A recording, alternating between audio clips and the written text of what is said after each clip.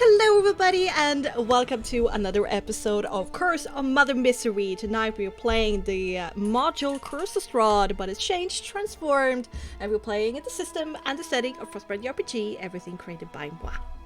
There's a content warning for tonight of bad language, heavy topics, gothic horror, and perhaps some gore. We shall see. But with me I have a wonderful cast of players. I got Lady Lyra, half of my biggest, baby Julie. Hello, hello, hello. How upset is he gonna be when he realizes the scar isn't there anymore? Partly a changeling warlock played by Cookie. Hello, welcome. Hello. Hi. Is Nick's okay over there? Absolutely not. Next to the Versaria team report played by Adriano. Hello, hello. It is but a scratch. But a flesh wound. And certainly not least, but the shortest, Master Arius, a dwarven wizard played by Bowie, who is currently sick, that we're rooting and tooting for that he's gonna be with us next week. But until then, guys, what happened last time? What happened last time? Yeah, I'm asking you. What did happen Yeah. last time? I'll tell you exactly what happened Okay. last time. Perfect. Okay, so beforehand, we went to like a vineyard and there was a stone that we needed to get, and there was like these tribal people that wanted to do a winter splinter, which is a big tree that eats people. So we killed the big tree that eats people. And then we got down to the barrows where we met some kind mountain elemental thing that gave Hamatia earth powers, told her to fuck up the hags. Okay, now that we got that out of the way, we called back to up again, and it took us a while. And Nyx had a helping hand that grabbed him gently by the hand and then firmly by the throat, as it was none other than Strahd von Zarvich himself. And he is pissed because a little while ago, Nyx might or might not have impersonated him to make a few wolves jump off a cliff. You know, it allegedly happened. We don't know. Allegedly. Yes, and we kind The of pile of wolf corpses kind of beg to differ with that. alleged pile of alleged wolf corpse. Uh-huh. And and before that, we kind of went against Strahd's will because he wanted to see the big man-eating tree come to life, and we disagreed on that point, and Elia disagreed quite firmly on that point. So he's a bit jelly. He's a bit jelly of Nyx for screwing his not really ex-girlfriend, which never has been his girlfriend, but you know, it's Strahd. You can't expect any It was just a sound massage. logic. Yeah, it was a massage. Okay, so Strahd came on a horse that can fly and was like, "What the fuck are you guys doing? And what the fuck? Why are you fucking my ex-girlfriend, Nyx?" So he was pretty pissed. Sure. And Actually would be. we tried calming him down, but it didn't really work. And he basically said that punishment is coming for everyone. You get punished, everyone is going to get punished. For Yeah, all for of our Winfrey. For punishment. Hamadias tries to chill with him and basically says, "Hey, you know, maybe if you told us why you need a big-ass giant man-eating tree, we might not have killed it if you claim that you work towards the betterment of Barovia." And he was like, "You know what? Fuck you don't need to know why." So... And basically said, "Okay, so that's not the thing that I got from Hag Express, but if it went too berserk, because he did mention Rhine of Mount Garkis, when she described Winter Splinter, she did describe something a little bit more easier to control. But he said that if we got into too much of a pickle, he would just destroy the tree himself.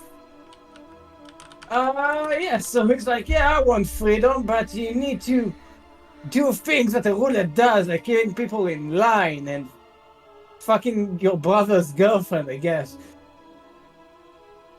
So he is kind of done with Leah's shit. And he tries to think of a punishment for her, and he gets one. He wants the cool sun blade. Sun sword. How is it called? Sun sword? Yeah, this is sword. Lightsaber. The sun sword. And Leah is like, yeah, how about no?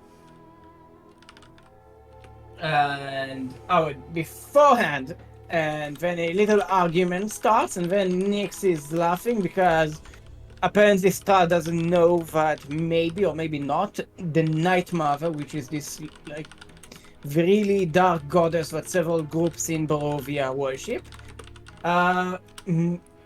is working against him allegedly, and Star was like, no, I have under control, I know what the fuck I'm doing. And he basically then begins to be a little bit more jelly of Nyx. And well, the first punishment is to give up the sun sword. And he wants to research it, he wants to understand why the fuck is there a sun sword, who made the sun sword, I don't know what, we don't know what. But we do refuse. Nyx tries to intervene. And Strahd mindfucks him into seeing horrifying visions that will last with him for eternity every time he goes to sleep, which is Yay! nice. Yeah, But more that's trauma. not the end either of Nyx's troubles, because after he took that, Strahd just did a little just scratched almost the face of Nyx in this really grotesque sort of manner, and Nyx was, by quote, as I quote, fucked up. I didn't quote from anyone. Okay, but Leah, in the meanwhile, manages to think of something that Strahd might find useful instead of giving him the cool sun sword. So she negotiates with him about sending letters to the Protectorate, which is this big faction at south of Barovia, which is ruled by the Copperbeards that hate vampires, but apparently Strahd wants to work with them together on something. And she wants to send them a letter, but that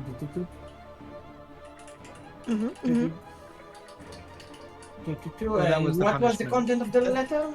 That was the payment, right? Yeah, Because, that was the Nyx, Yes, she wrote one letter to her parents asking them for help directly. They are both very powerful mages in the Protectorate, and one asking the Protectorate in general and as like in her position as a diplomat and emissary. Yeah. Yes, Asking very- for the Protectorate to send help to figure out how to break the curse, to set Strahd free. Yes. Cool. They then, once she begins to write the letter, they have a bit of an argument about the morality of rulership, and Strahd is of the mindset that as a ruler you have to get your hands dirty, and Leia is much more idealistic than that, and he basically calls her a naive child, and like, once you're a vampire, I understand. Give it a few hundred years, you'll be fine.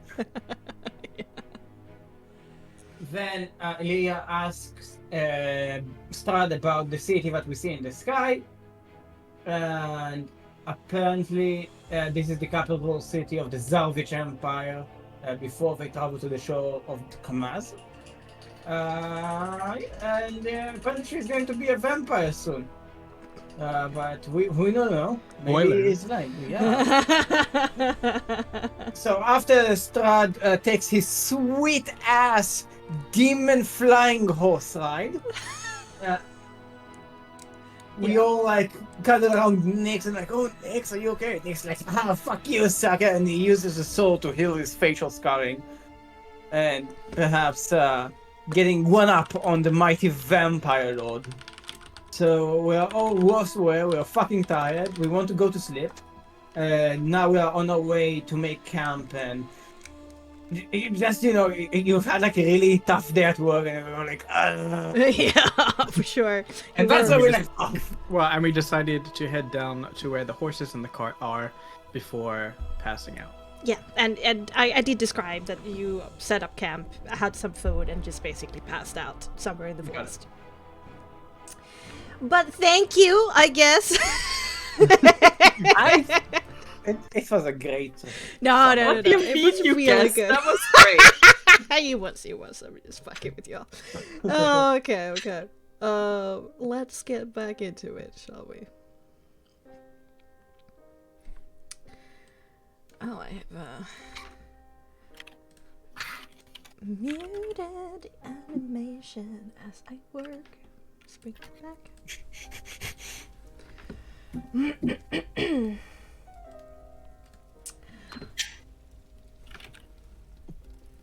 You wake up in the late morning to your 31st day within the mists of Barovia. It is well past the middle point of the month of Terek, the month of autumn storms, where the world transitions from the heat of summer to the cold of winter.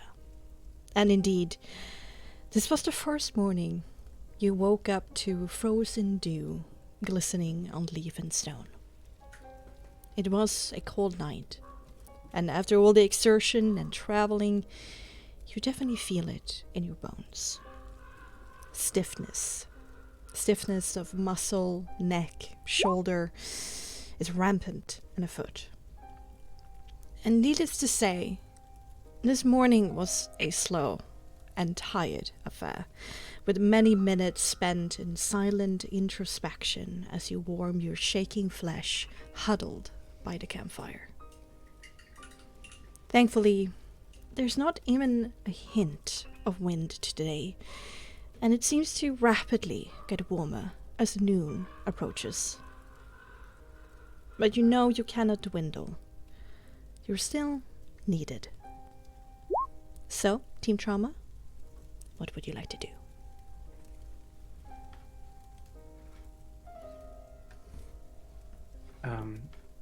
I guess Nyx is gonna be patching himself up with a healer's kit and just using all of his hit dice basically to. I have one more to do because I'm still not quite Yeah, high. Nyx was the only one who couldn't do a short rest. Please remind me, how does long rest work in Frostmark? During the short rest you require the use of a healer's kit, but during the long rest you do not. But you still roll your HD. You receive back half your HD and then you spend. I see. Luckily, we had all our HD. Nyx now has 0. Back to max. And Essie also gets back hers.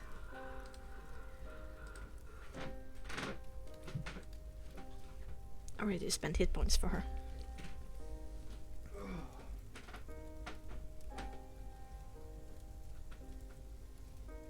Well, be as it may, yesterday's exciting activities. I gotta say that rest was absolutely needed, and Yeah. How are you feeling? oh, you know, a little sore, both inside and out. Still trying to piece together what sort of a place Strahd expects me to go after what he did to me. What did he do to you? Well, I thought he was going to take something away from me. Instead, he gave me something. He gave me a vision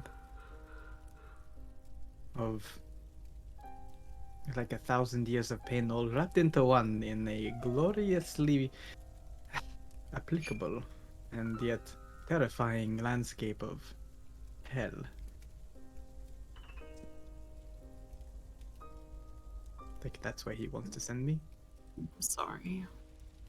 No, why are you sorry? It was my own doing. Maybe I just kind of like have this look of like she kind of wants to like do something or give you a hug, but she kind of like has been keeping her distance from you.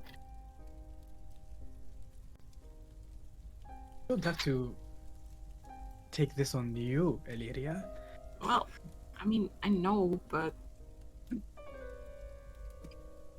I knew in that moment when I pretended to be Strahd, it was to be a long shot that came with a very heavy price. But given the alternative was to, well, face the wrath of all those werewolves. Nope, I do it again. you pulled off a very convincing Strahd.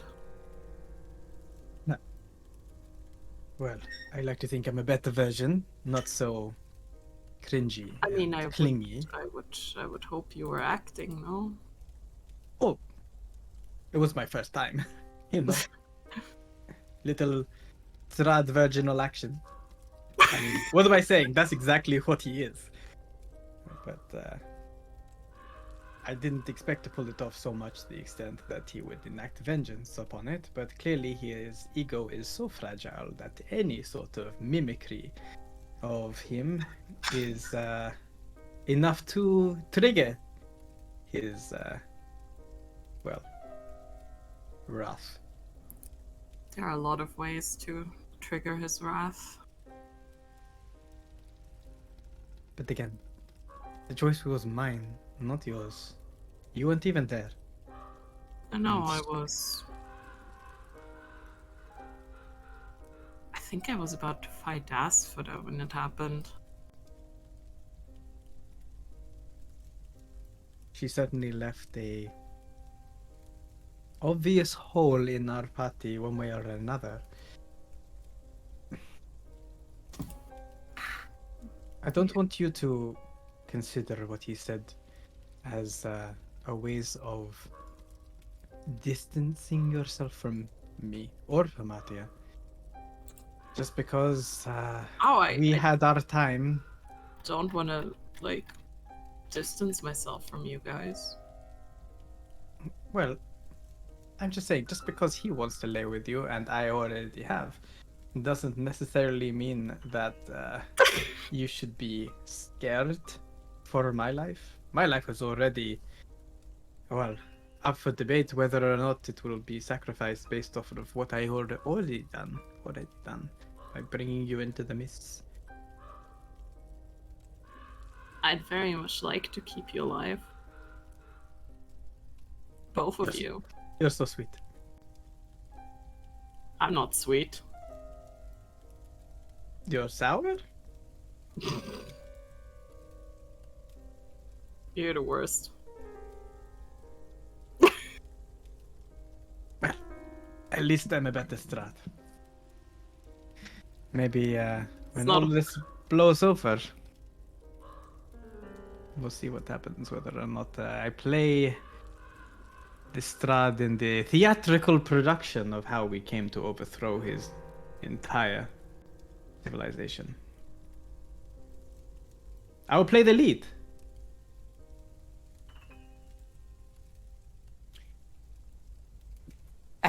And who would you cast for me?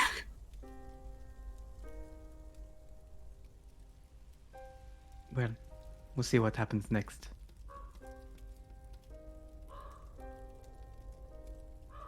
My friends, I don't mean to be rude in the morning, but I do believe that we have some children that might turn into pie if we do not hurry. I'm sure that is our very next destination, as promised. And once again, you listening to me, I mean, I have a vendetta against your mother too, and resolving my vengeance against her for the death of Kelvin. I don't want you to feel like just because we went to deal with a tree, my anger and fury has not diminished in any sense of the word. But I do not question your resolve, Nix. What we did here was necessary. yes, I agree. But now on to more, well, continual pressing problems. Yes. This is going to be... We should probably watch out for... And something, I don't know. Mother Dearest might expect us. You think? She's smart, despite being absolutely a bitch, yes? It's probably not hard to keep track of our movements.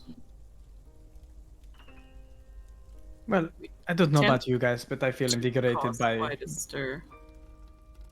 Yes, indeed, we cause a stir. Our acts and exploits seem to travel far and wide, so I think from now on, given we just destroyed a fucking huge tree, perhaps our reputation might precede us. People see us on the streets, for example, know who we are, know where we're going. News travels a lot faster.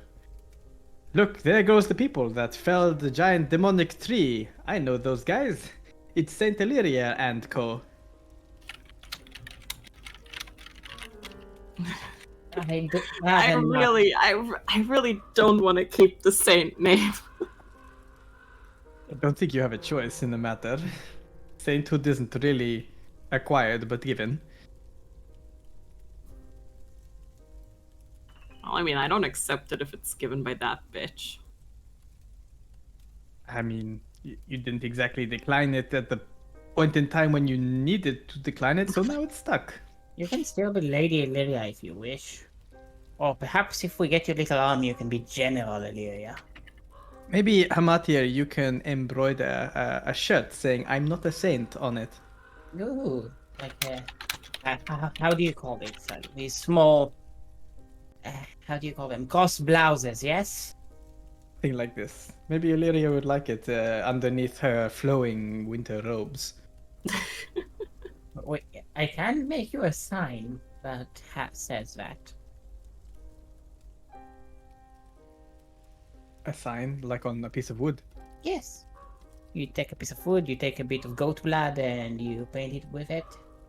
Out of all the things you could possibly paint with, why goat blood? What else do you paint with? Right, we have to keep reminding ourselves that Hamatia literally is born and raised a hag. Well, I mean, Wait, you don't paint with... Never mind. That was a joke. Yes, got you. Ah, she kind of gives Samardia like a soft smile. Is like, you're very funny. Come out here and give that deal. I pulled that one off. Say it. But you're right, Hamatir. The lives of children await us, and I hope that our message got through to Asphodel. At least maybe she could have stole things. hopefully. So where are we heading? What's the route? What? I think towards. Well, I've been thinking about this. The journey to get there as quickly as possible. Whilst it may seem appealing to go cross country directly, the horses and carriage cannot do that. The fastest way that I know is to take the road. It's either that, or we have other objectives along the way. That's true, but if we want to be there as fast as possible, horse and carriage is still the fastest.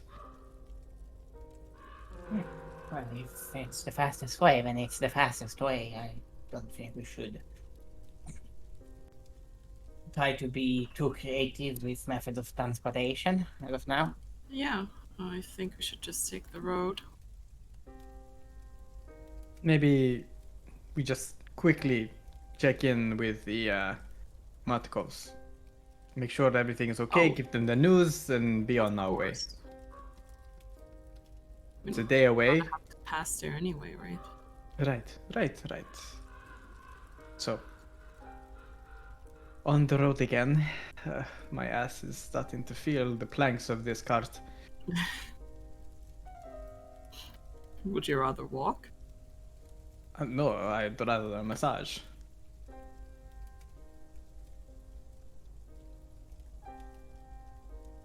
You sure you want another one of my massages? I'm sure you're getting better, but After a day riding on this cart, I'm sure any sort of massage would be welcomed. Anyway, let's get going, right? Baby lives at stake. Chop chop. Yes. Let us move. At that point, Essie, who has been sitting back in the wagon, kind of away from you all, kind of heavy in thought and just staring into the woods. You get louder as the Nyx, say back into it, and you step up and start walking, creating some movement, and you can see that she seems to catch herself out of some very heavy thinking. And but what are you talking about? Are we ready to go? That's the intention. Are You're you right, okay? Essie. Yeah, it's alright. Okay, let's be on our way, right? Let's be on our way. As Nick gives Ezzy a side glance. Something is clearly not okay. Haha. She doesn't meet your gaze. She just picks up her staff and sends Illyria like a teasing joke.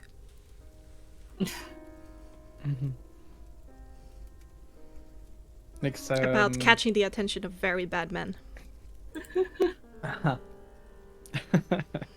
Yes, I know. Nyx is terrible. The worst.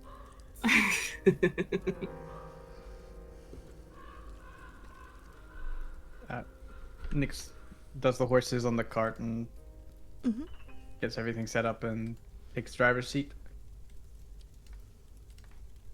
Okay.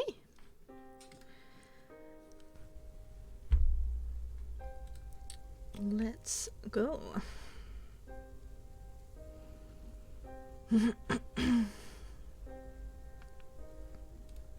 On the road again. Woo. Gonna kill my mother. On the road to Matricide.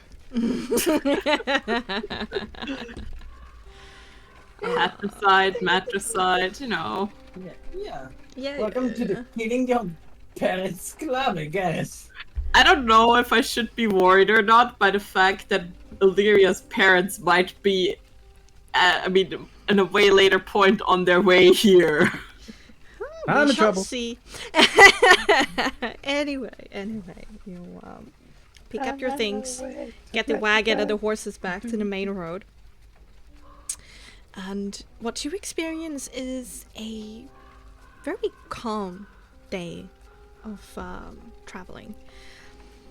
It's as if Barovia is recovering from the excitements of yesterday with you. You meet no one on the road, and even the wildlife seems more scarce than normal. Only the occasional shriek of a bird greets you. You spend noon and well into the afternoon making your way through the rocky and somewhat barren and hilly area found here in southwestern Barovia, down into the lowlands of meadows and yellow grass of the fertile bowl for which the vineyard sits in. Oh, hello. Not supposed to be there.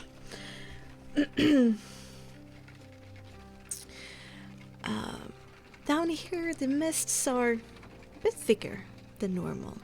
It might be the lack of wind that makes them gather here. And it isolates you further from the rest of the world. Even that village where you saw Barovian life within is bereft of life as you travel through the center of it once again. Is there anything you want to talk about during today's journey?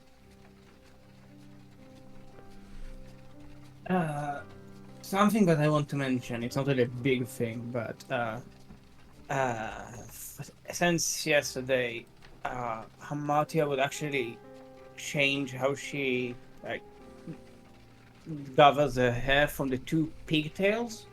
Now it's just going to be a single ponytail, and once she actually switches her haircut for change, she seems a bit like not really her age, but not really a child anymore.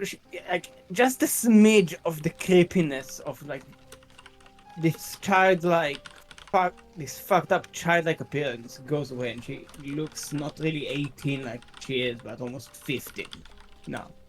15? 1-5? Yes, not 50. So She looks younger. she looks older than what she used to look, but she still looks young to her age. Ah, okay, I get it.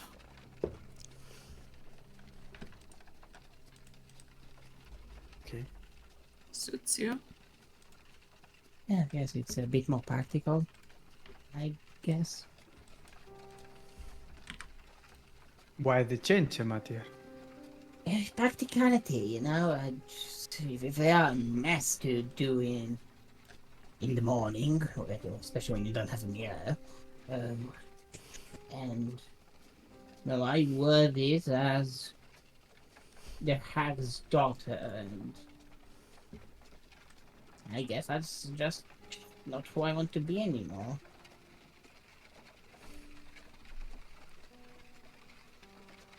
Fair enough. Take up your own personality. Make your own choices. Be who you feel like you are, not what people say you are. Yes. Maybe I'll be stylish as you are one day. What? I'll get a cool coat. Or Maybe. I mean, I don't even know where this coat comes from. But all you have to do is have a crazy angelic father that sleeps with a tiefling in a land cursed by a vampire. Not too difficult to come across, I'm sure. well, I do have a crazy father that slept with a hag. So Oh, you're half the way there then. Maybe there is half a coat. ooh, maybe I can get like a, how these winding side capes, Perhaps. like the I'll lords. I'll keep a lookout for you for such a cloak. Wait, so this cloak comes from your father then? Well, he used to wear it, as Really? far as I've understood. Didn't seem like his style, to be Did honest. some asking around way back. Hmm. But it suits you so well. I mean, he was way burlier than you are. Thank you? I mean, being a little bit malnourished does have a certain sex appeal. Are Does you it? two alright? Hey, thank you for the compliment. I mean, I've tried to figure out how and where such a garment could have been created.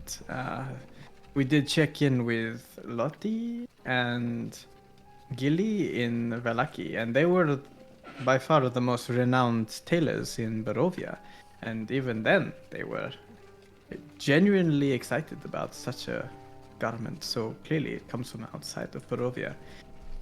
And if the origins of my father are anything to be thought about, there's a potential that this garment truly comes from the heavens. Oh, it's something.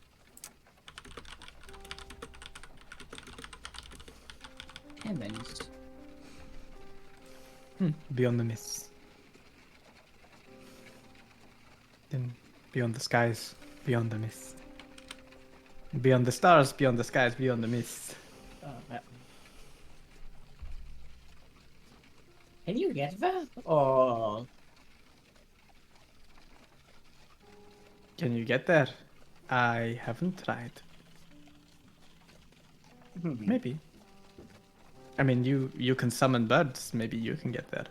ooh. It's a good idea, Nix. Once we're out of the mists, of course. I did try I mean, well, you said that when you were flying on the birds, you heard some voices in the mist. Yes, the mist got thicker upwards, and we did hear some voices from people who may or may not be dead. I think they're dead. I know they are.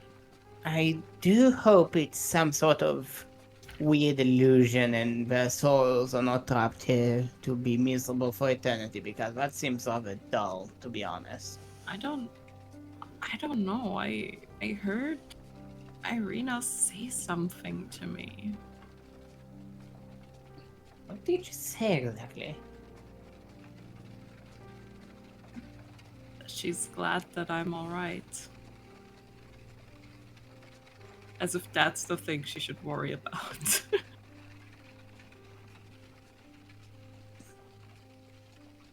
Well, perhaps some sort. I don't know. I have no clue, but maybe some sort of will still lingers there. What do we have to do? Well, perhaps, Releasing this curse will benefit the souls trapped within the mist too. perhaps we'll find some answers in that leather-clad book that Mr. Mountain clearly wanted us to get. Do you think you could sketch it? What you saw? Yes, I do believe so. I'll just get my pen. Give me a moment. Nix opens his book to an empty page near the back for Hermatia to do her best sketching the Sarovich book. Okay, Amadia will try to sketch. Oh, yeah, okay. What do you need to? Sketching. Sleight of hand or dexterity or subtlety. Let's do cunning. Cunning what? Unless you have a pip in like anything art related. I have cuffed weaving. Oh, I have 3 Okay. levels in that one. okay. That is somewhat. I mean, I can see you like do some embroideries and do some sketching before that. Okay, so I'm gonna increase the DV, but I'm going to give you proficiency according to your. So let's do cunning weaving. Cunning weaving. Okay, so my cunning is 16. So that's 20 plus 3, and I have 3 levels in weaving, so that's 2.5 from what I have. Holy Rounded shit! out. No, but 3 levels in weaving? you have Yeah, 3 she's ranks in really weaving. good at weaving. Yeah, Then it's 1.5 your proficiency 1.5, modifier. yes, Yeah. my So it's proficiency. 5. So I didn't know that. Like the gown that you weave for yourself, that must Yeah. be like a freaking epic. yeah, it's I mean, great. it's good for the materials she had. Like, she is able to create some magic with the little, like with the low quality materials she have on hand. That's a 25. Oh, jeez. Whoa! Okay, all right, creating a handout.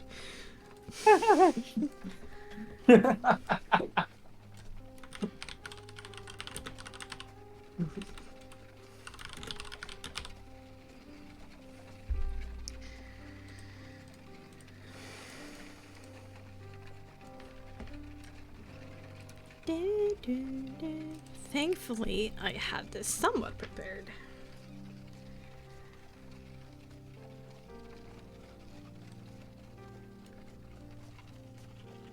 It's just loading. There we go. The handout section. In the handout section.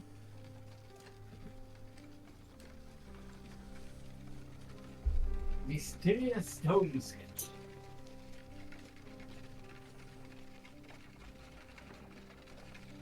I hand you over the page.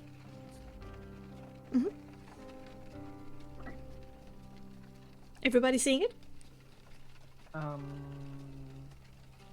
It's just in the top in the handouts. Mysterious tome sketch. Yep. Yep. There it is. Got it. Good. So this is what you saw. Yes. It's like from just a little bit of charcoal and like some rough, lines. Damn. You're Even really good. yeah, like Essie kind of looks over your shoulder, Mardia. Yeah, good. You know, I used to do some sketches on various projects that I did back in the day, so I'm pretty good with it.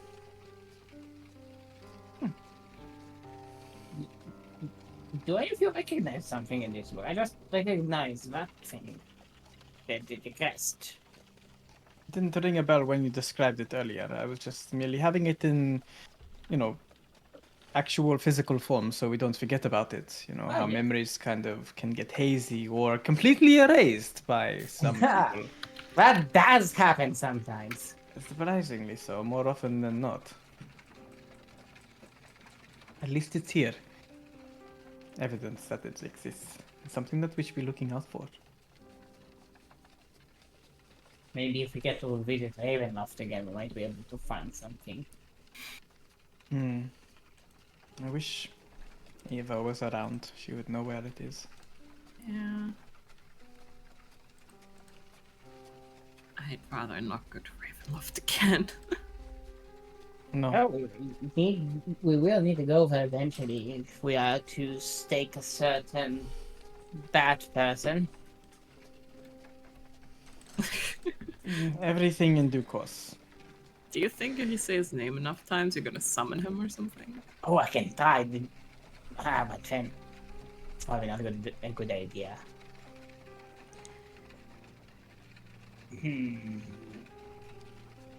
Sadvonzovich. Whoa. No! Martia, no! Maybe you have to do it in a dark room. Could we in front of a not? mirror. Please. This is no... Essie actually became a bit upset, but she's trying to control it now. I'm sorry to see.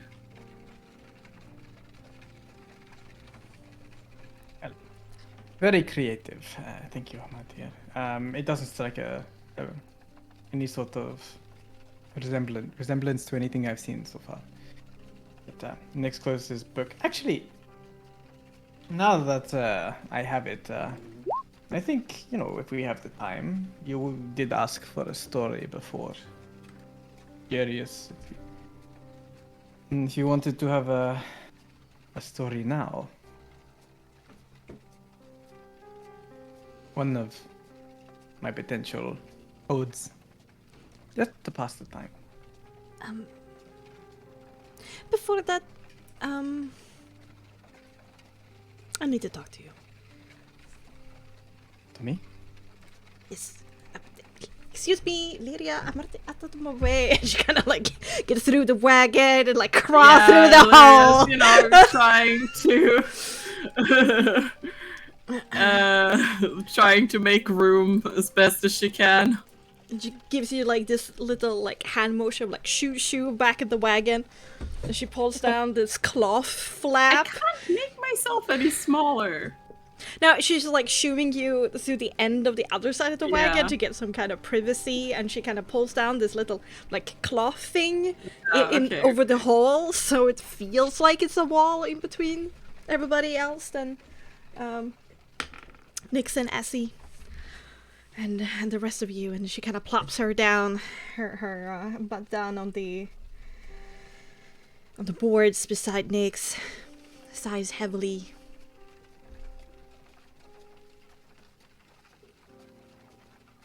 She punches Nix in the shoulder. Ow. What was that for? I think you deserved that at one point in your life. I thought I'd been beaten up a little too frequently recently. Thought you'd give me a little bit of a break today.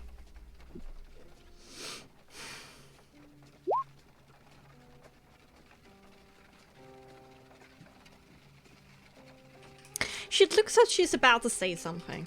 And then she pauses and then looks away. And then a very awkward silence spreads for like 5 minutes.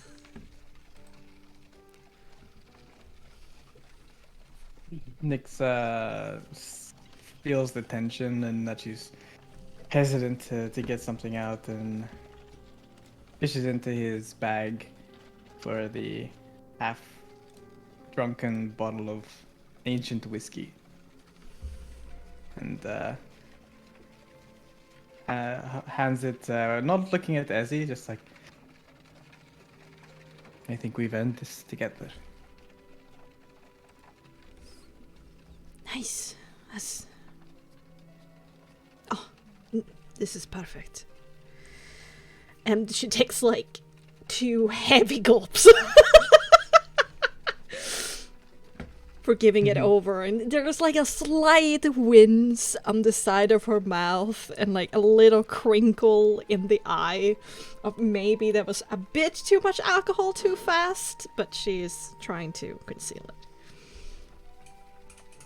Nyx does not take so much. Ah, that hits the spot.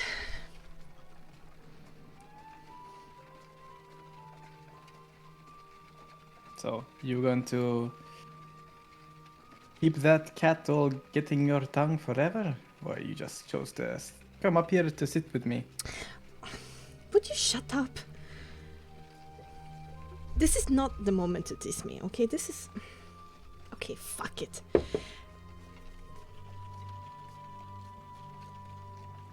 I know that we are a little bit strange, you and I. Well, you more so than I. Hey.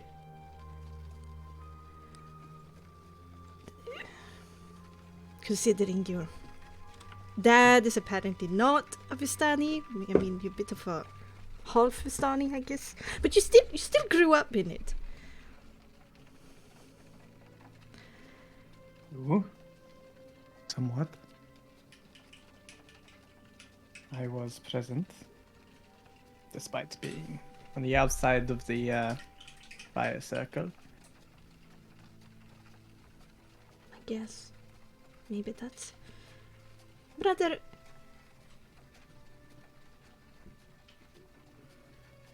Do you love Illyria? What? Do you... You were willing to give up your life for her.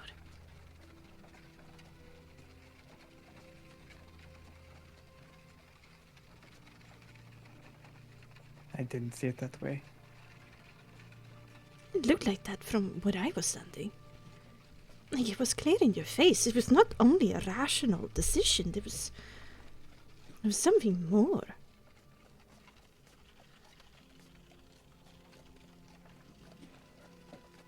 Illyria is special. And I don't mean that in the stupid kind of cliche kind of way. She's literally special. I owe her a lot, despite her incessant saying that I do not. I had no real intention of giving up my life, but... Well, not just for Illyria. So if it came down to it? Would I give my life for her? Yeah. The way I see it, I doomed her life the moment I brought her into the mist. So it's guilt. Ah. It's payment.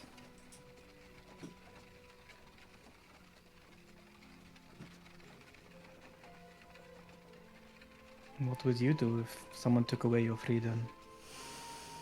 Plunged you into our world, which is filled with terrors and danger everywhere you look, with a creature of the night literally wanting to get into your pants, and if not that, into your blood. Yeah, well, I mean, you put it like that, but it's just a little bit sad. It's a sad reason. Why so interested? I mean, you know, start around and if you see a good-looking piece of meat, you're all up on that. Stress relieving the Vestani way. Yeah, I mean, that's natural, right? What you did for some. felt unnatural to me.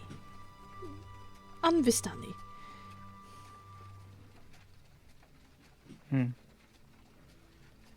Yes, I have to admit I'm feeling a little less and less Vistani recently.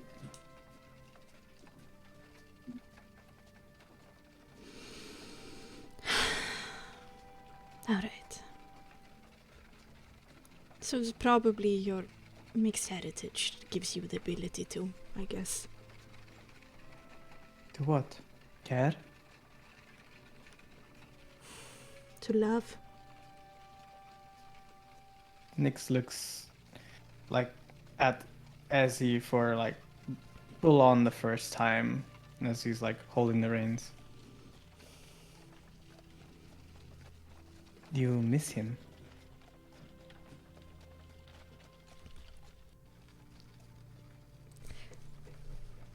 She punches you again. Stop talking such nonsense. Of course not. I mean, why bring it up? I mean, I did something and it's clearly agitating you. I know the relationship you had with Thunderton.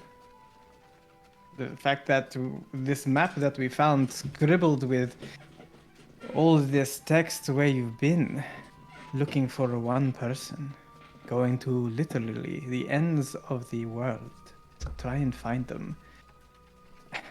Is that not love too, Izzy?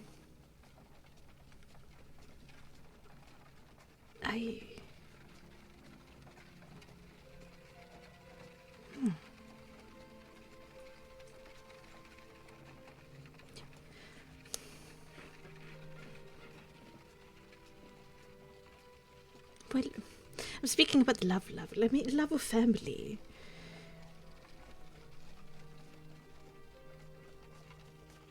That's one of the beautiful things about Vistani, right? How we stick together. And when I lost that, Richten became it. He became what I had lost.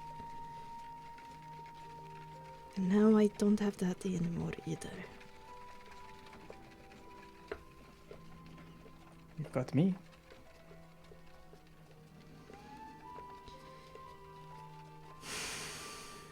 Yeah, I know, but your attention. And I'm not faulting you for it. I mean, you're right, she is special. Your attention is on her. She's becoming your family.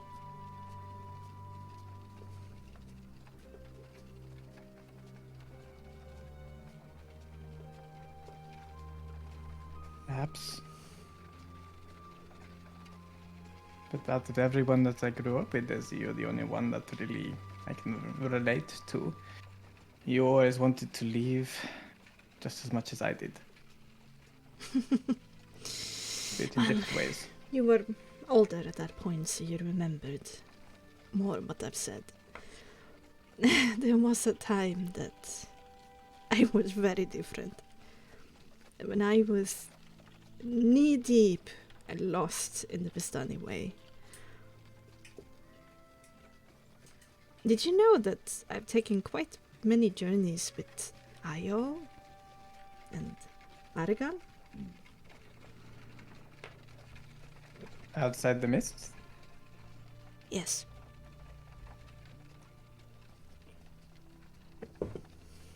Why?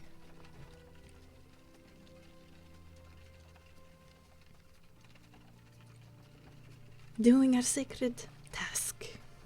Keeping our blessed prince safe and satiated. flush with blood. You were bringing people in?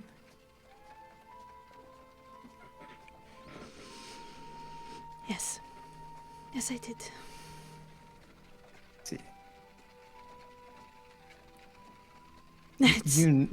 It's quite alright.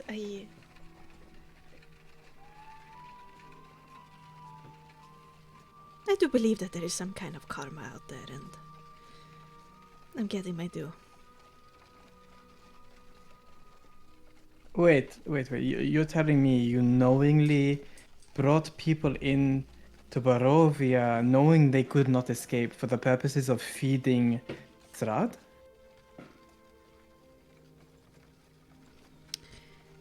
She purses her lips together and then looks away from you.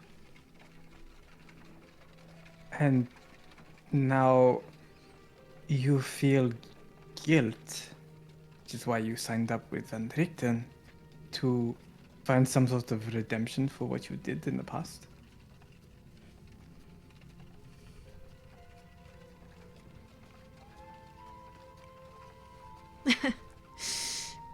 Yeah, that's the name of my book, right there. Nailed it, Gus.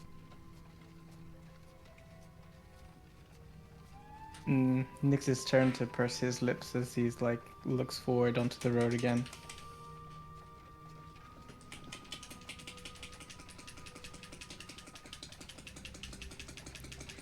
Guess I didn't think you had that in you. How many?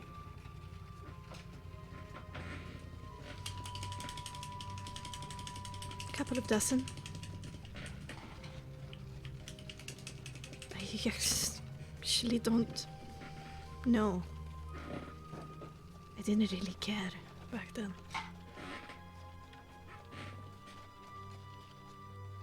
Who are you bringing in?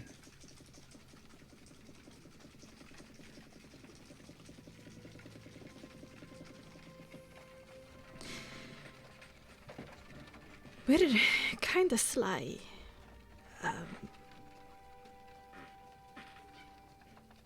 People who won't be missed. People who are too trusting, too gullible.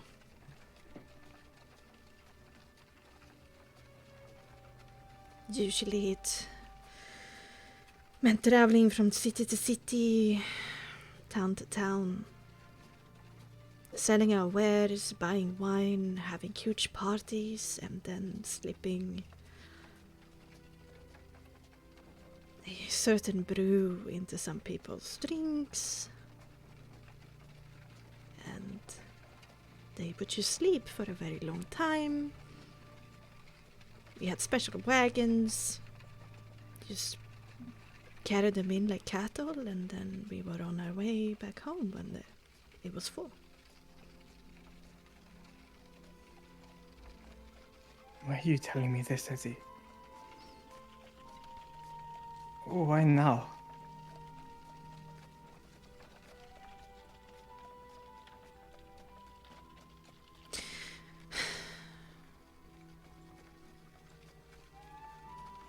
I'm understanding more and more that you're different from me. I rejected the cup out of a sudden realization of how disgusted I am of myself. You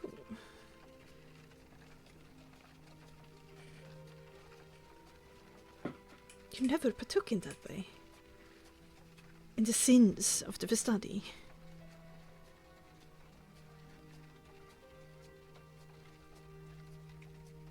It didn't mean I didn't want to.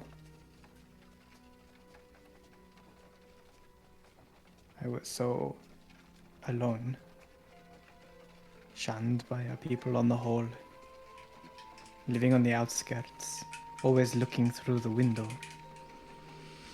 I know. It seemed so perfect, the Vestani way. So when you are faced with being alone or being with family, I guess I was just wanting something. Anything to not keep me adrift in the vast black emptiness. So when the choice came, it seemed that they were offering me a place to call home. And it was Eva. It was everything I wanted there and then. But I don't think so. After traveling with the man that you have become, you wouldn't be as weak as I was to give in to something so silly as peer pressure. I don't think it's really peer pressure. I wasn't coerced. It was an offering of something I've wanted for so long, but after getting it, it wasn't what I thought it was. It was a contract. It was something that bound me to something that I really didn't know what it was. It was rose tinted. You know, everything that I thought it was, just from wanting it so much and getting it and seeing it being something so twisted and wrong and so against who I am, I immediately regretted it. Yeah, but that's what I mean. Like, it would just be one instance and you would wake up and not do the terrible things that we have done. I did it several times. Several, Nix. Years.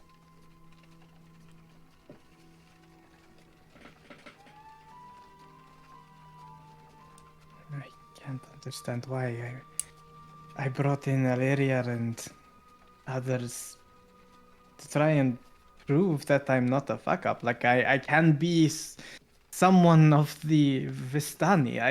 I could be part of the family. I could belong, and to show that I could, and so I did. And when I did, I immediately regretted it. And now I'm here, in the middle of the Miss Barovia with Illyria in tow, Asphodar out there, and the life of so many gone. And I made a vow. I made a vow so early on to make up for what I did under a single instance.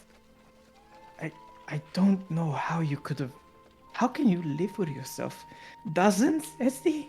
Dozens! You're. I thought I knew you.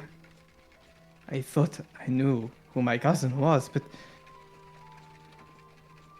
if I feel this bad after one mistake, one misled opportunity, and you did it with conscience, how can you live with yourself? How do you not feel such deep remorse for what you have done?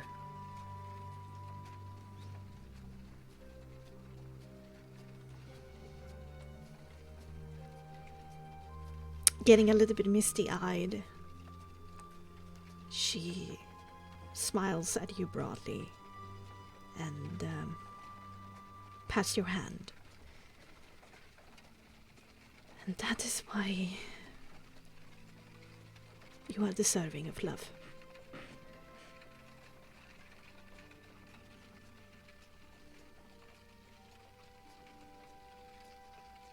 Out of all the study,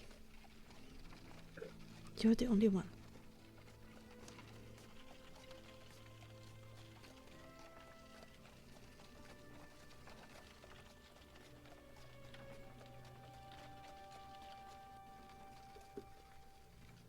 It's so sad.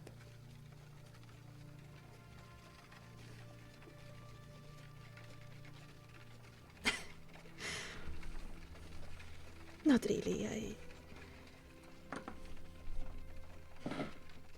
I did that. I did it. I dug my own grave. I stained my ledger with so much blood.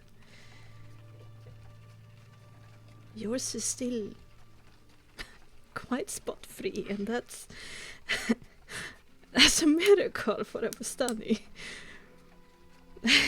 I am so impressed.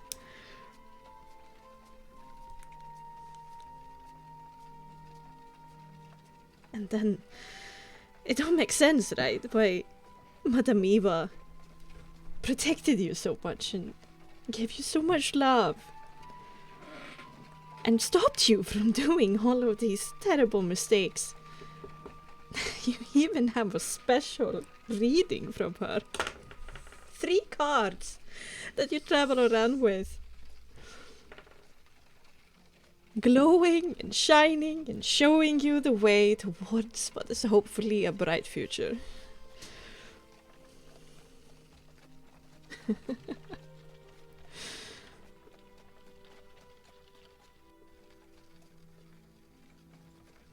Nyx puts his hand into the bag once more and, like, half looking at it, fishes out the 3 cards that Eva read to, like, Nyx's cards, basically.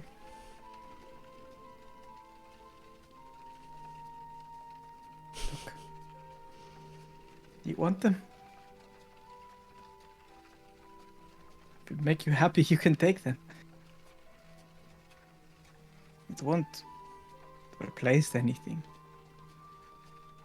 I am many things, Nyx. But I'm not into deceiving myself, as I once did. She gave them to you. Not me.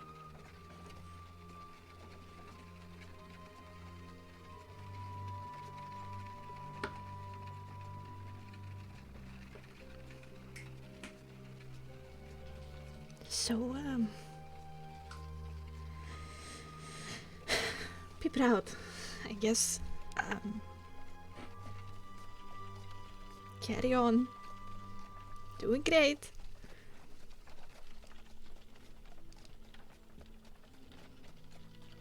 And, she kind of looks away to an angry kind of brushes away a tear and jumps off the wagon to walk beside it out of your eyeshot or view, out of your view. Nyx lets her go, puts the cards back in the bag and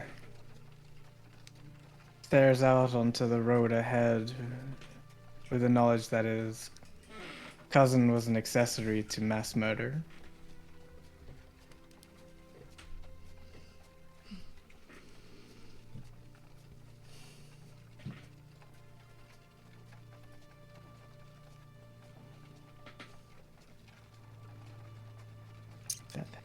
Yay! All right, some time passes. Anything else we want to talk? Essie spends most of the time walking. Hamarti Illyria back in the wagon. Anything of interest? What do you think they're talking about? You are asking the wrong person here. And maybe we can.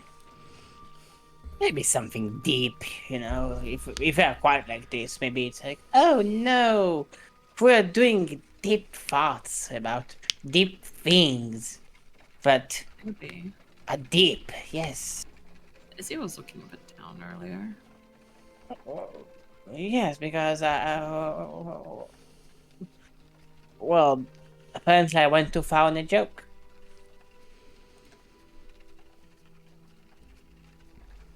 I didn't. I mean, from my impression of her, I I've a pretty dark sense of humor, at least one very oriented towards the sexual kind of jokes. Yeah, I guess so. Perhaps it was a bit too close to home. Well, do you know of any history of her and Strad? I mean, we all want him dead, but is there a personal vendetta at stake here? Other than me selling out her mentor to Strahd? Well, if to be completely honest, from what you say, it seems like her master has been, well, morally compromised, to say the least. And if I'm completely honest, a friend of mine is probably dead because of him, so I don't really weep for that sort of person. Neither do I. I don't really believe what he was saying. I mean, I am a soldier of the Protectorate, and Richten is renowned there. Leia, why did you become a soldier?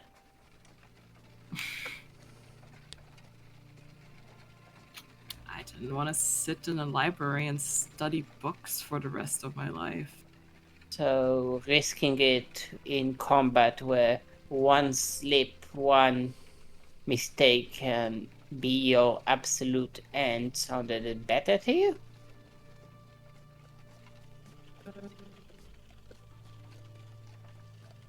I guess so. I wanted to...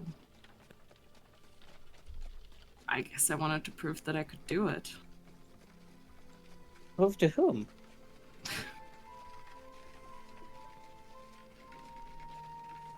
Well, in the Protectorate, there's those two academies.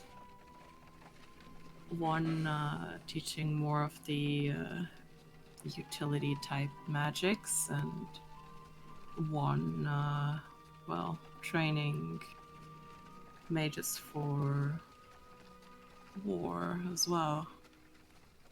My father's actually kind of head of that department. Oh, so he's the headmaster there. No, but he's very renowned Protectorate. Both my parents are. My mother actually is the head of the utility one. Oh, I see. Well, I wasn't allowed to take any offensive classes. So I snuck in anyway. Nice.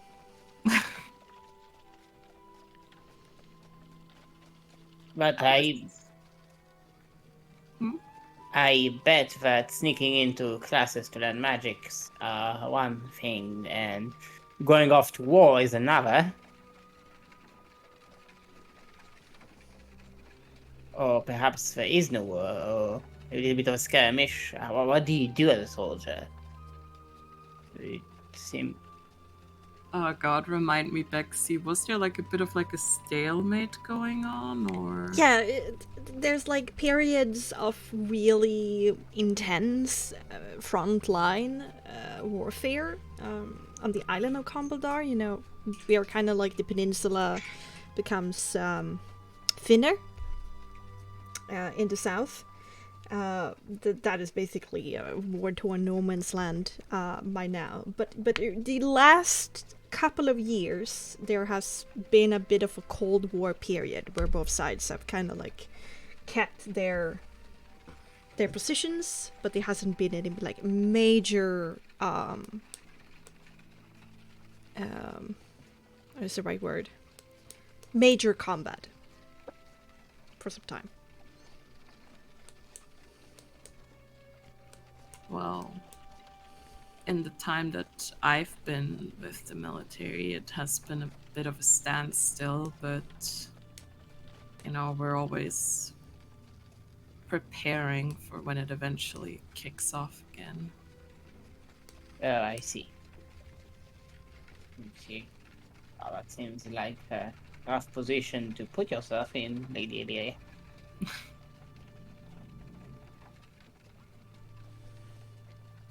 I mean, yes, but I'd rather do that than sit at the academy. I'd Well, rather do something.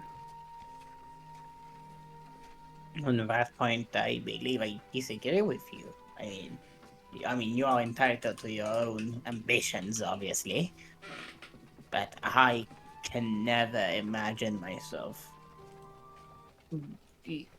living in a place where knowledge is everywhere, just waiting to be studied, and going off to some place to fight for something. Seems rather strange. If perhaps there is something that I'm missing. Valeria just kind of like looks down a little and then just kind of like puts her face into like her hands before looking back up to Hamartia and is like, I'm bad at it. Oh.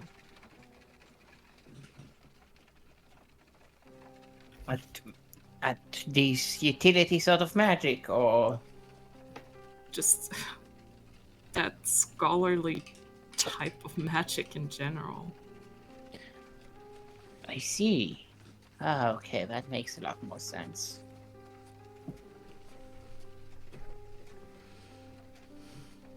So you chose to go for another path instead. Yes, one that suited me more. I see. I guess that makes sense. The cat just moved Izzy. It's okay. And Yes. I guess I wanted to make my own way, That makes sense, yes. I mean, I still find it strange that in order to find self-fulfillment, you'll be willing to take up sword and risk your life and kill others, but, perhaps it's a... Yeah. I've seen worse reasons to kill, let's say I'm that. willing to risk my life for Barovia, no? Yes, you are. That is... difference is you want to save Barovia because you are a kind person, but going off to war with no sort of interest or plight that might provoke it, well, that seems strange to me. Or perhaps there is something that I'm missing. I am just not familiar with... You've been to the castle, right? You mean the big castle, the Castle Ravencroft? Yes, you've been to the ball. You've seen how things work there. Yes, it's quite pretentious, quite delicious, mostly. You've seen how vampires tend to see people who aren't them. Well, it depends on the vampire, but most of them are not very kind, yes.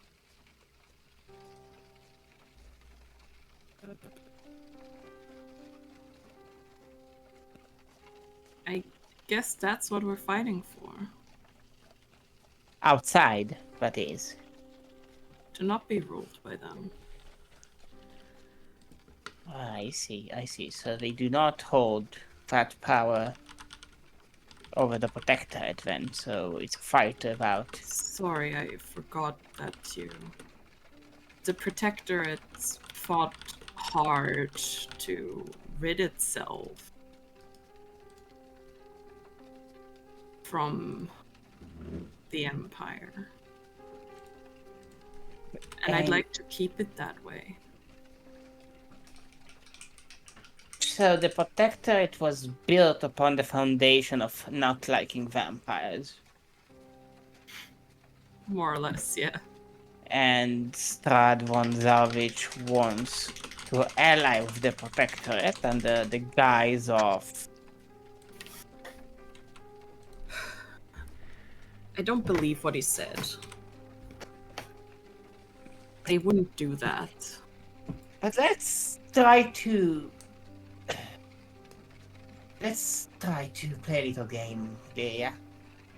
If I were a big noble, a big shot noble in the protectorate, and I want to do something good, I want to do something significant that will help this war that you took up arms for, what sort of resource or opportunity having an alliance of perhaps convenience with Strad von Zarevich would give me? Essie kind of jumping up into the wagon from behind. Like a quick jog, athletically, with the legs up, sweeping up to the side and then in there. Whew. Nix pushed me off the wagon. Oh, really? Yeah. I mean, he's a bit of an asshole that way, so.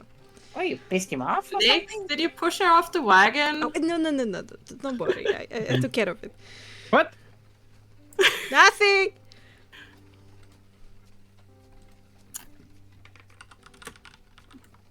Or maybe you jumped off the wagon.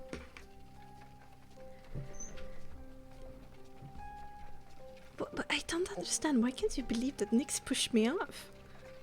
I believe you. See? Maybe I don't believe either of you. No, man. You're What do you believe? free to come up with your own imaginations.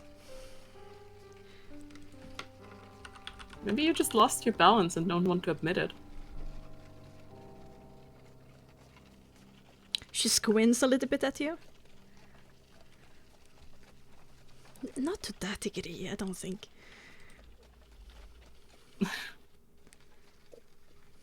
Well, You okay? Yeah, of course. I wouldn't IP. I mean, look at me.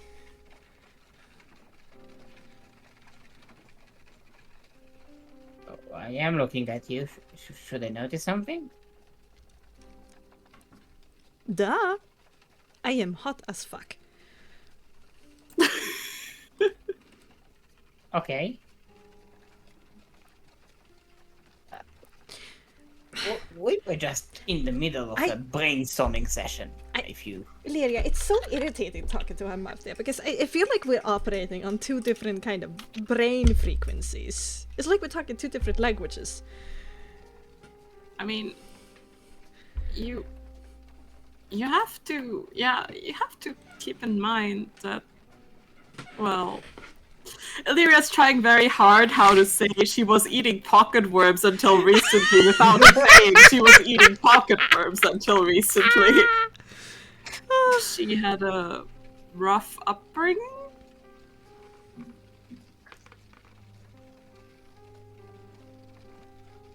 Oh, well, I do know that, but what are we talking about?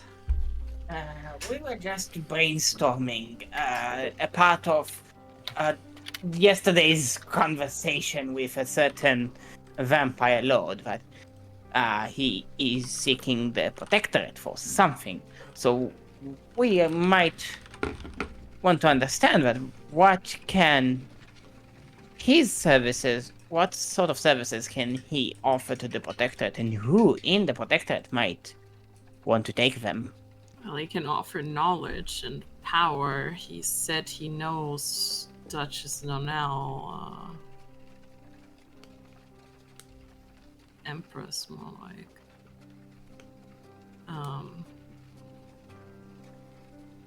So there would be valid enough reason to try to make use of that knowledge. But I still think it goes against everything the Protectorate stands for. I didn't really care too much about the Protectorate's politics, but I mean, Richten swore and grumbled a lot about the decisions of the Copperbeards. But then again, he basically complains about everything. So I don't know if you should take any stock in it. I mean,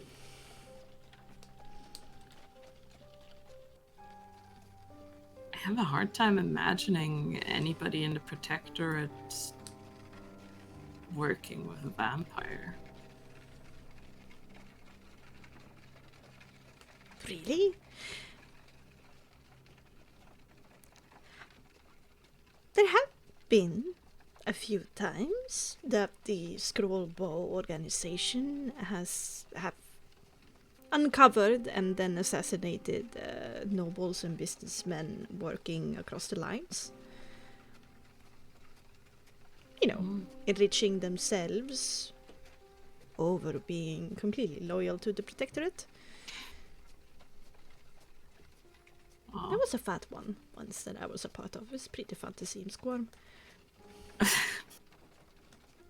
guess. No, please, do not hurt me. Take my money. I haven't done anything wrong.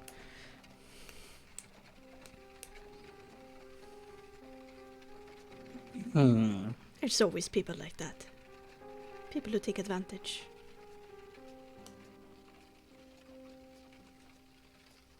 Guess you're right.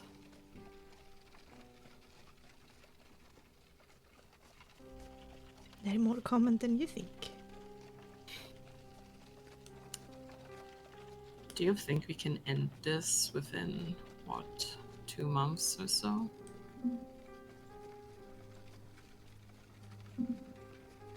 Why?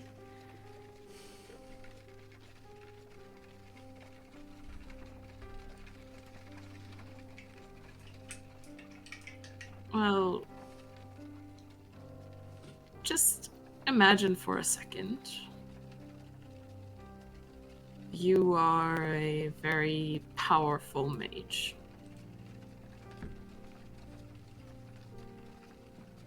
And you have a daughter. Uh-huh. Your mother? What? It was a hypothetical, Abortia! Please! Oh, my God. I went a bit overboard. And said daughter was... I mean, not from the lack of trying, considering.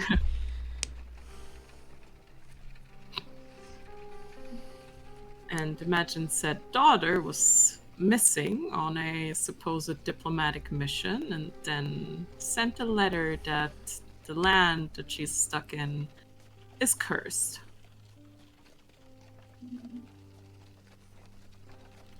Which makes her unable to leave. Wait, didn't know you just went away? Like you just grabbed your things and went away without telling anyone that you're headed into this weird place that probably no one comes out from? Well, I was sent here on a diplomatic mission. By whom? To Protectorate. Yes, but whom from the Protectorate? You weren't sent by the Protectorate. It was perhaps by someone. Someone is responsible for your mission. Someone.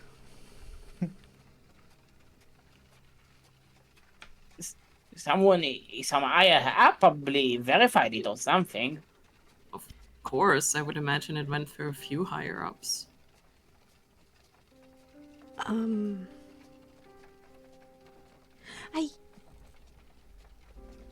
There's something I haven't told you. Hmm? Oh. I only know of it a little bit in passing. I myself never did it. But I kind of think I've been outside of the mists sometimes with caravans of Rustani. And sometimes if our journeys went past Kambadar, either Argal or Ion would have a letter with them.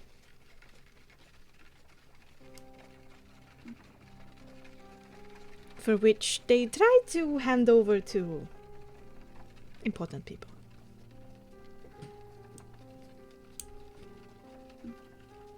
They were usually pretty frustrated when they came back. So I don't know how well it went. But I think Strahd might be right.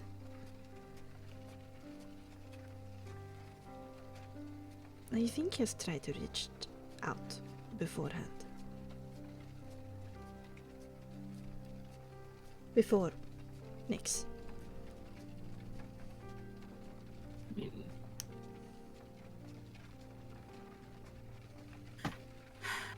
I guess I just don't really want to believe it. I mean, so far they've been doing pretty good and not doing anything about it, I guess. But something changed, considering you're here. Maybe they're just... Or maybe it was just public enough and they're just trying to placate people and you're just a scapegoat, a sacrificial lamb left here.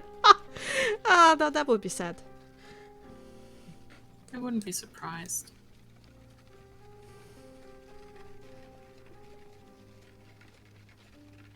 Well, but we do know that a certain Fad did cause the mist to try and find you, didn't he?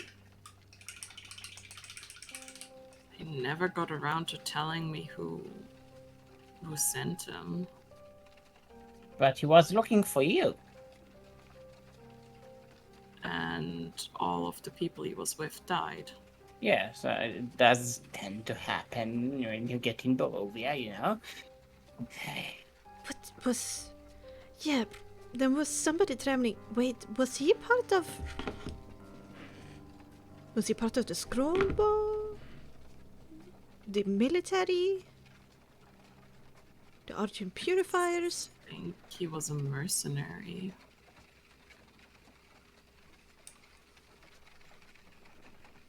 Now that's fishy. He didn't really tell us who he worked for going away somewhere.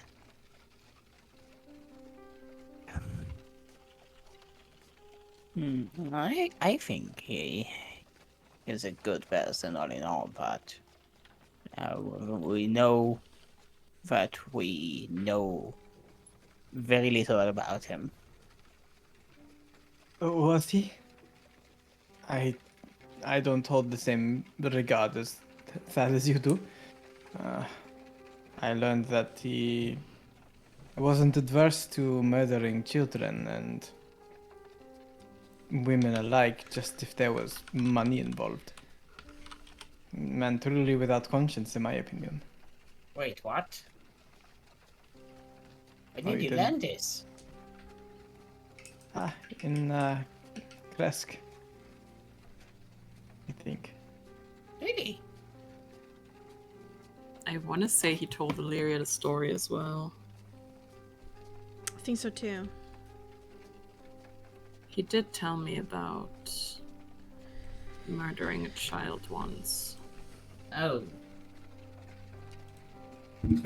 I wouldn't say he was someone that made a habit out of it, but he certainly didn't have any qualms with such a contract, obviously. Now, there may be more to it, but I'm just saying, my opinion of that is far different to yours, Amatir. well, you held that information which I did not possess. Well, I didn't want to scare you off with further child murdering. After all, we've come quite a way since the days of Thab. Yes, yes. I hope so. I'll get to give him a good slap on the wrist someday.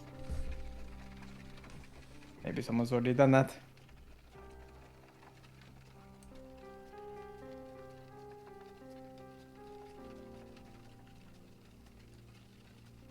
Bexxy, is it possible whilst driving to do kind of like do an activity in my book?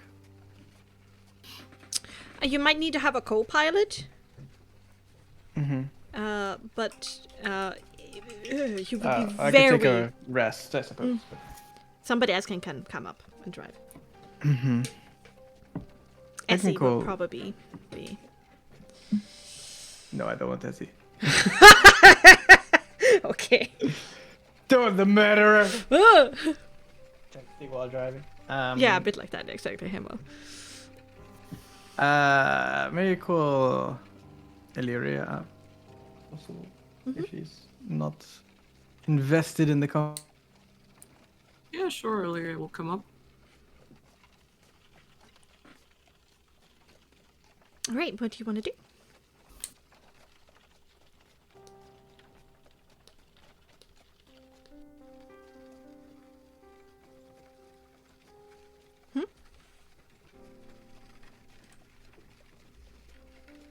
Hello? Hey, Dan? Oh, Mike broke. Okay. Oh, no. Oh shit. Is this better? Did it Yeah, fix it? Yeah. Okay. Oh. The cable came out. I would like. Okay. It's kind of strange. But Okay. I realized that no one's done this yet in any campaign, and I thought I'd try it out. So Nyx would like to attempt to craft a spell scroll. Oh. And he wants to write the spell scroll in the style of a Taraka card. Oh shit. Okay. All right. Of which the Taraka card is of the style of one of the late Kelvin of the Shepherd. Oh. So there is a thing. There's a lot of text about it, but it's not really clear. Okay. And I'm sure Hema is already on it. It's not really clear regarding how someone, a player, can create one. Yeah, no, it's new for me. I'm like looking through right now. I'm like, wait, have I written anything about this? And I'm assuming it's soul consumption, because obviously it has to be. And I have, paper and ink and everything. Yeah, there's no magical ink that is required in Because it's soul, Frostmark. because there's no components, right? Yeah. So it's The only soul is the consumption. component. Yeah. So maybe you use the soul to like write with or something.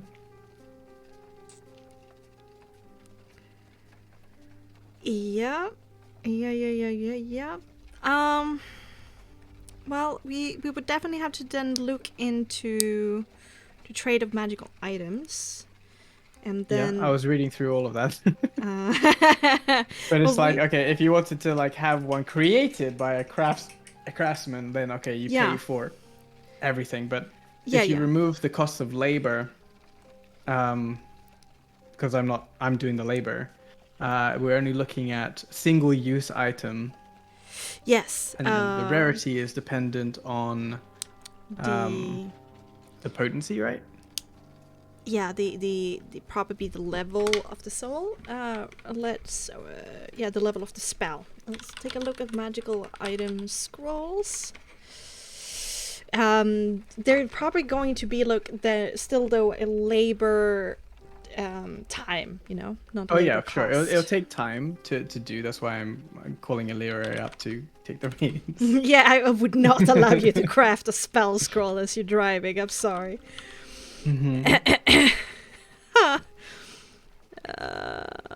And it's also unclear, like, if I wanted to have, let's hypothetically say, a level 3. So it needs to be of School of Magic, and the Taraka reading is definitely divination spell. Do you have any divination spell that you know? Yeah. Okay, so that means... Okay. So I have to use a divination spell to put into this because it's like, it's my style. It's not like it's I'm using the Taraka card. I'm simulating my memory of it. But what I need to do is decide upon what level of a spell or spell effect that Madame Eva's Taraka reading for one card would be. Again, I'm not using the card itself. I'm writing my own. Oh. I'm designing my own as a new one. You kind of like based off of the shepherd. But I don't have that card anymore. That's changed, as you said. So he has a memory of Kelvin's reading, and he will want to design a spell scroll, write a spell scroll in Coptic, of which the Coptic loops in with the design of a Taraka card of the shepherd. Okay. But are you combining in a spell? Yeah. What spell do you want to combine with the Taraka card of the shepherd? Revivify. Ooh, shit.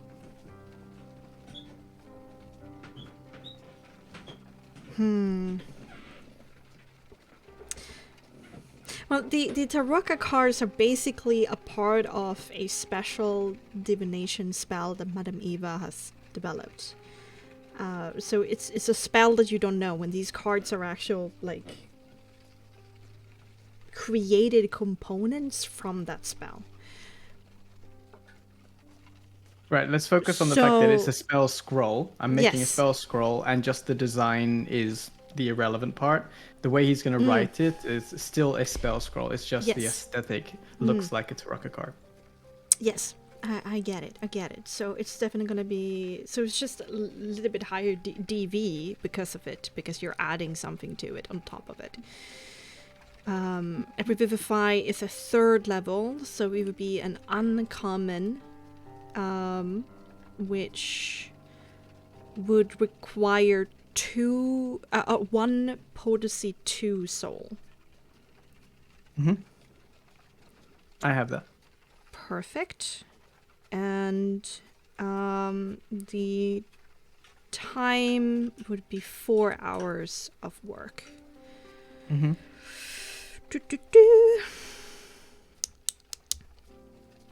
Comfortable salary, so we probably be looking at DV of... Sorry, guys. I just realized that we're just really not using the entire mechanic of the entire game that Nyx could totally do. Yeah, no, but this is super cool. That's fine. It's just like, I wish I was smart enough to do that. Assuming this is your first time. Let's be real, Illyria is not the scroll scribing type. No, it's like Nyx is all about writing things down. Like, wait a second, why aren't I like saving spells for other people to use? Like, anyway. Plus also the Revivify with the Calvin card. It all kind of comes together with Rebirth. It's gonna be fantastic. Yeah, I'm gonna put this DV at 18. And I want you to make me an occult cunning. Oh my god. I didn't read that anywhere in the creation mechanism. Where's that? Well, of course, it would be some kind of, craft check somewhere, Well, I mean, the time taken was the... Have you ever created effort. spell scrolls before? I mean, it's not like he's used a spell scroll before. He has another spell scroll in his inventory to sort of base things off of. Would he have made one before? Probably not. But this would still be like putting down the Coptic runes and the arcane circles with that added extra flair. Sure. whilst you're on a wagon that's moving. Okay, but here's the choice that you're making in your game. If I fail the DV, does the soul expire or disappear? Like each time I attempt it, does the soul disappear or not? I will say that depends upon how much you fail. I think if you fail with a little bit, you basically realize beforehand of, okay, at the finishing stages I shouldn't put down because this is not gonna work out. But if you fail, let's say underneath 10, I would say that soul has already been consumed, but the spell scroll doesn't work. Okay, so I'm sure he was taking notes here for updating the wiki, but this is all fine. Your choice, and just recognizing that it's likely in the future, if you're going to be releasing this game, that people might want to do this, and having that information is relevant. Yes. Yay, playtest. Okay. Woo! So Nyx will playtest a second level soul to create the first ever spell scroll.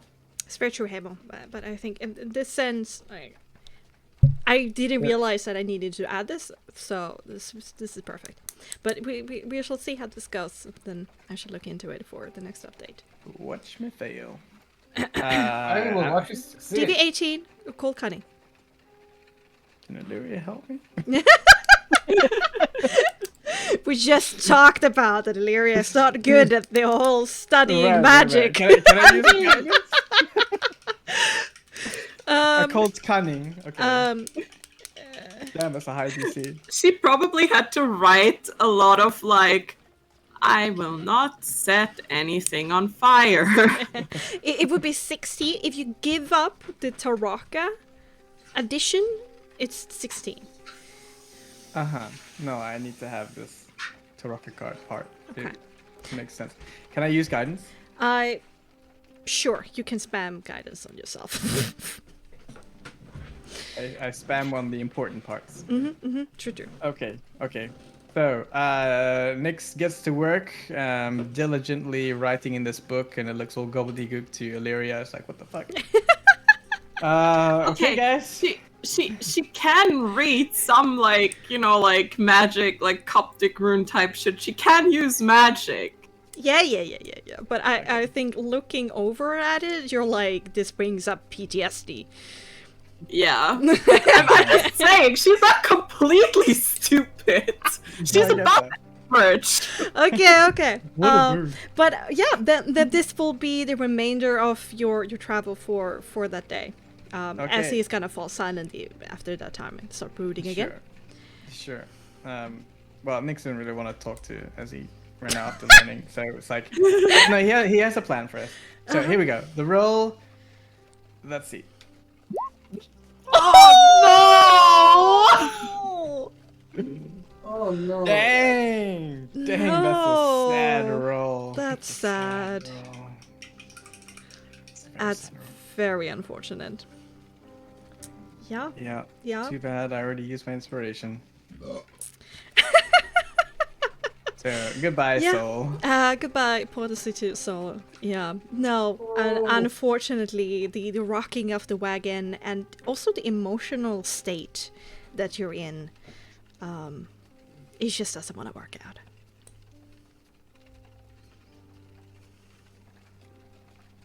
Fair enough. I'll try again another time. Okay. When I'm not on a freaking park. Yeah, time passes, and let's see, sunset comes earlier, for each day that passes, and as such, as you approach the fork in the road and the worn wooden sign that points towards the vineyard, twilight has set in. Your approach is welcomed by a score of ravens sitting in a nearby leafless birch, croaking heartedly at you.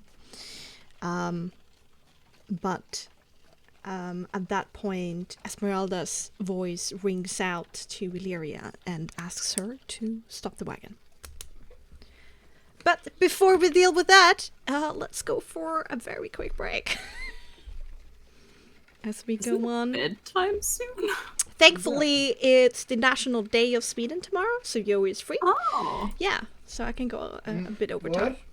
Well, Whoop. You're free tomorrow. chocolate Back to your milk then. painting, Joey. Bedtime. I'll be right back. Woo! Let's yeah. Let's go for a quick break. I'll be right back. Good, I refill my glass. Okay. Oh, go. And now we know how to make spell scrolls. Or not.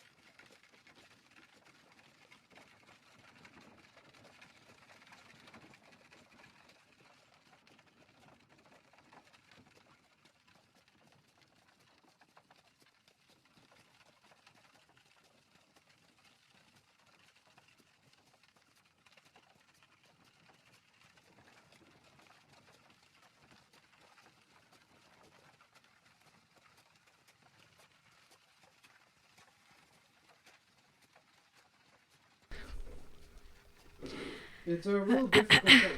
Calvin's gonna be throwing hands with that wall. Oh no.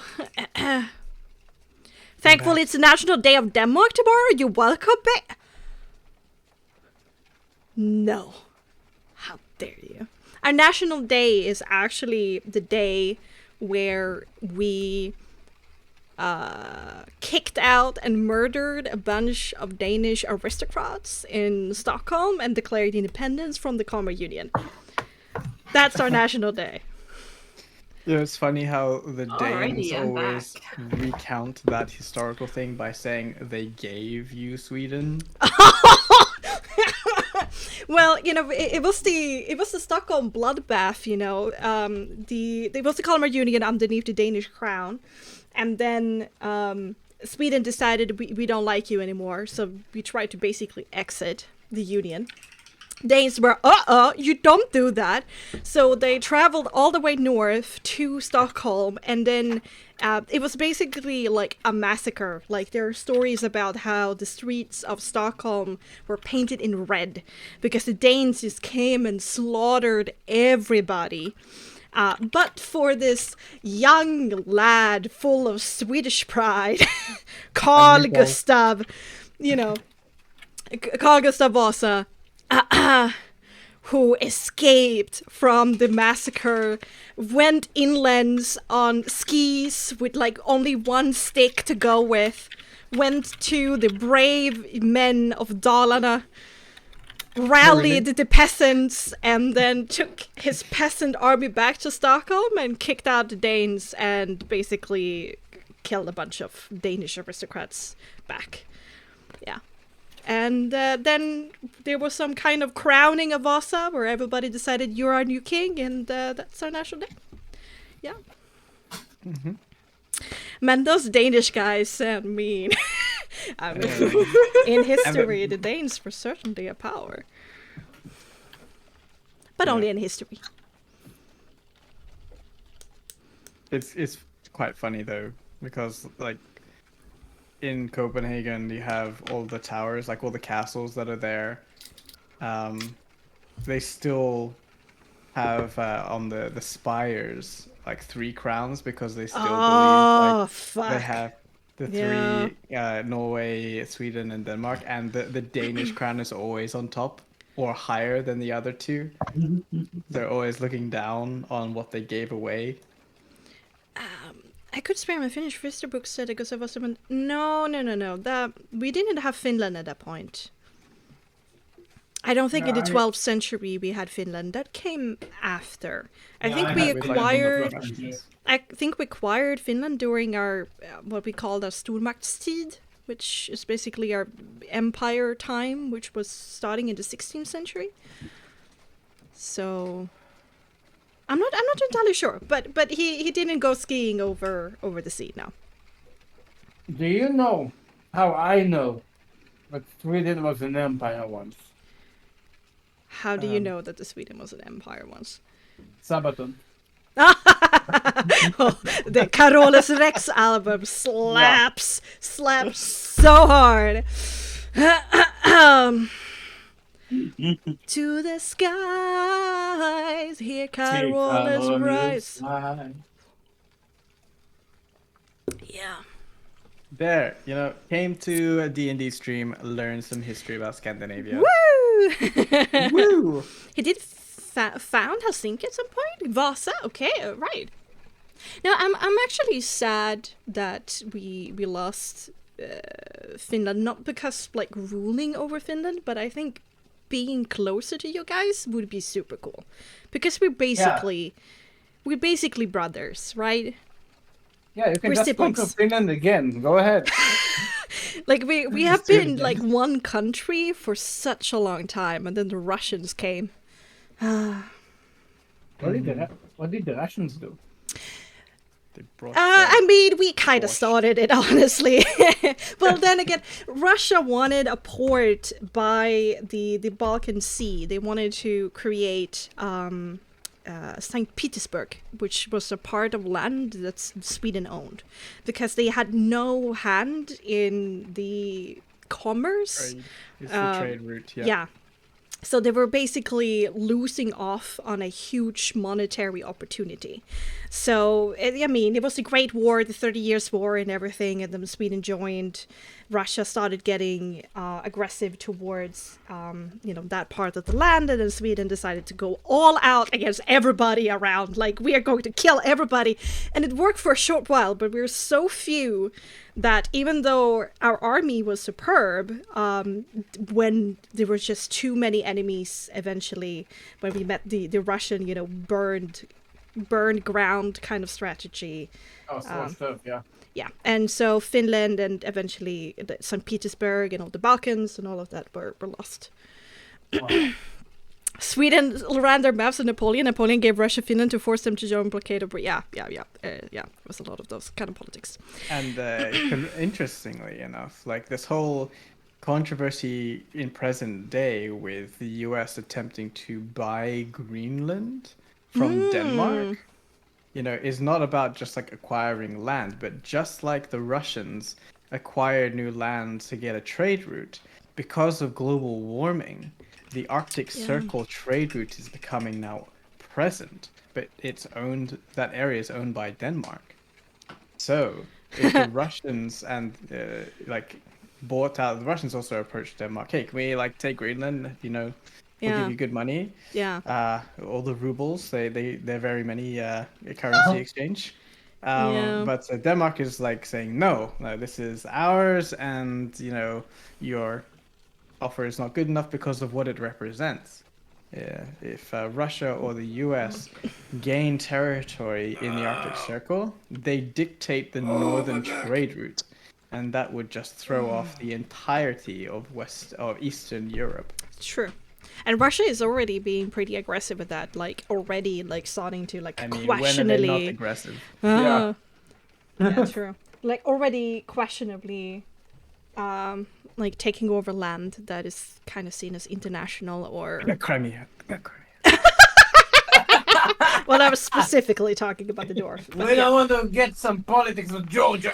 Yeah. Okay. Let's. That's our break. History lesson over. There'll be a test, chat. No, there will not be. Or perhaps there will be. Ooh.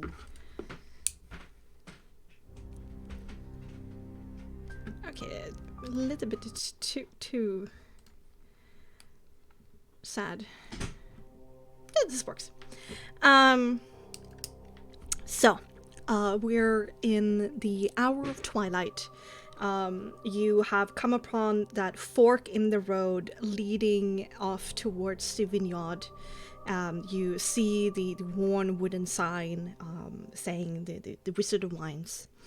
And Essie is the one asking Illyria to stop before anyone else can do the same.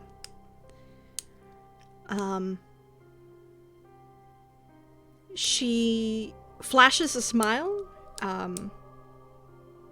to Nyx and Hamartia that are back in the wagon, and she jumps off, takes a few steps to the side, so Illyria, when you like crane your neck and look behind, you can also see her. And somebody ought to report what happened to them, and perhaps also protect them, because they seem pretty pathetic. And you don't have much time. The whole mother business, right? And the children. And I think you're clearly capable and, very strong. You don't need me. You can just say that you want to stay. I do want to stay. Putting it under the guise of informing them when you could just say you want to get into Darius's pants. That's fine too.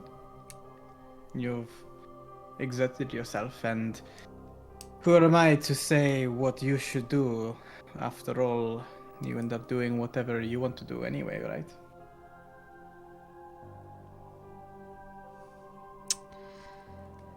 Yeah, I know.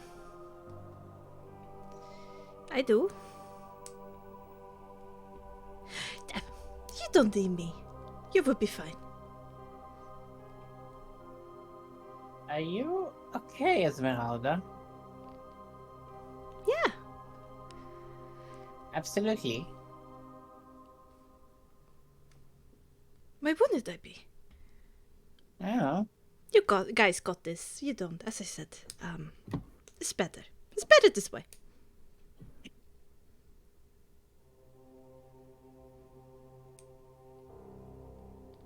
Well, if we are saying goodbye, then perhaps we should do it a bit more nicely, I guess. I at least want to give you a hug to see you off. Yeah, that's... It's not... I mean, I hope it's not goodbye, because when... I want you to give me a heads up when you're planning on taking on Castle Ravenloft, because I still have a promise to Richten and to Erasmus. And I will be there. If I die or not, I promise to kill them both.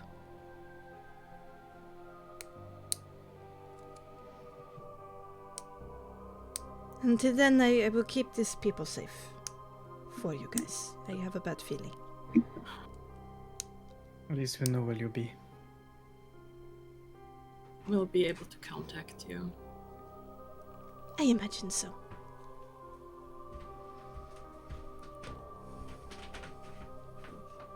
Right, well, until the next time, Essie.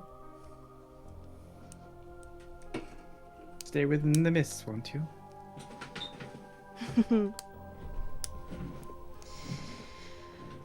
Yes. Take care. You too. Alright? You cannot go and die on me until you can help me fulfill my final promise.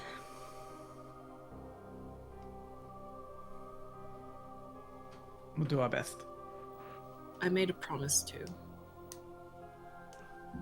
Well, you got the fated magic of Madame Eva on your side, so I shouldn't be that worried. Oh. I think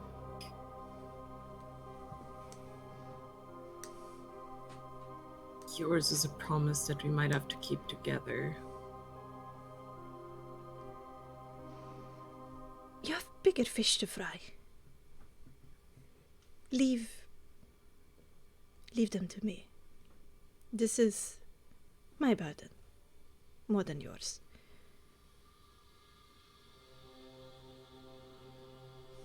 I made a promise when I... Ah, the stupid man. Stop doing that. I made a promise when I handed him over to Strahd. Emotionally manipulating people left, right, and center. Take care! I will, Wait, can I give you a hug first? Oh, if you must. Okay. And Hamatia jumps from the cart and just skedaddles her way to a hug.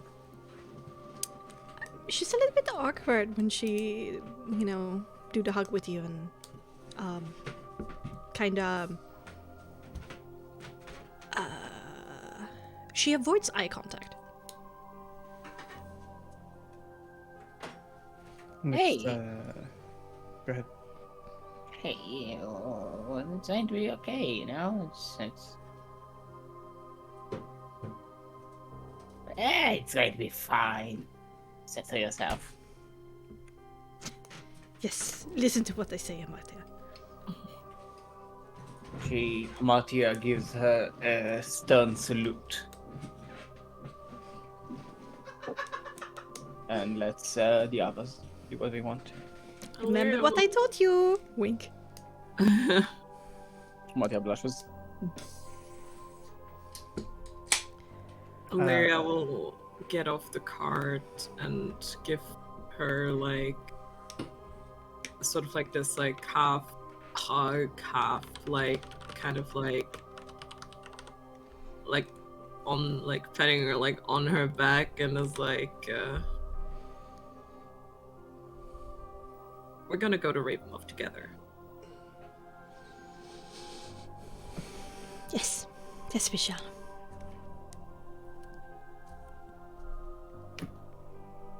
Hell has no fury, eh?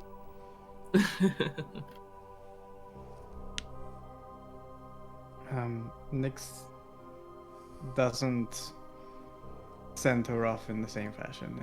He almost rebukes her, like busying himself with the horses and the cart. Not willing to say goodbye.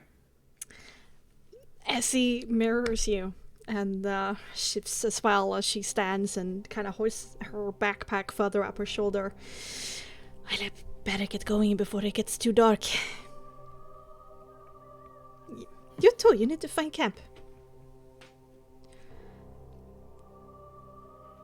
Yeah. Alright. Let's go, guys. Let's go. Bye!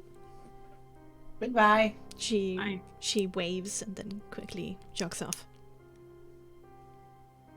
Soon as they're in the cart, Nyx cracks the reins as soon as possible to give distance between them and Ezzy. Something happened between you two? I learned some things that I wish I hadn't learned, but at the same time, I don't know if that makes sense. It's something that you can benefit from, but the knowledge is concerning, perhaps. No, I don't know if I can benefit from anything that I learned. Well, then I have no clue. My apologies. Just Vistani things. All right. Hi, yes, just be standing. I guess I'll go and do hag things later. Why don't you do a half of thing? Oh yeah, sure. Half Yes. elf. Yes, Yeah. I'll do. Oh wait, I'm not a hag. I'm a changeling. Yes, I almost forget that all the time. But change things, you know? I'm going to do some transformation squats. Something. Can you partial transform? Yes, of course. That's how I use this voice. I just transform my vocal cords. So you can transform like any part of you to be something different. Can you be like lots of different things? I can transform into anything that you will call humanoid. Right.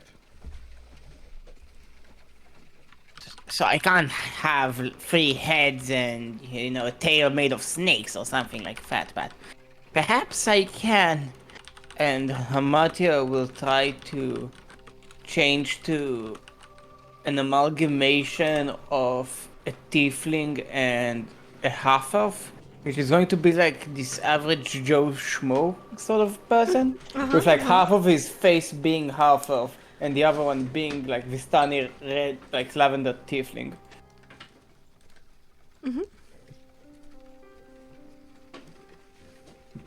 you do that? Yeah. Yeah. That's unsettling. Oh yes, look at me, I'm person. Good to know that you can be a little bit odd. I can do lots of things, Mr. Nix. Okay, that's a little bit creepy.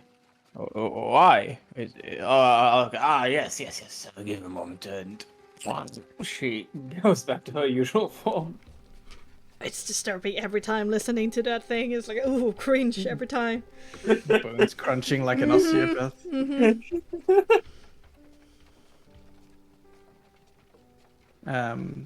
As you get further and further away from Ezzy, Nix's sort of mood lightens up a little bit and starts to shrug off the encounter.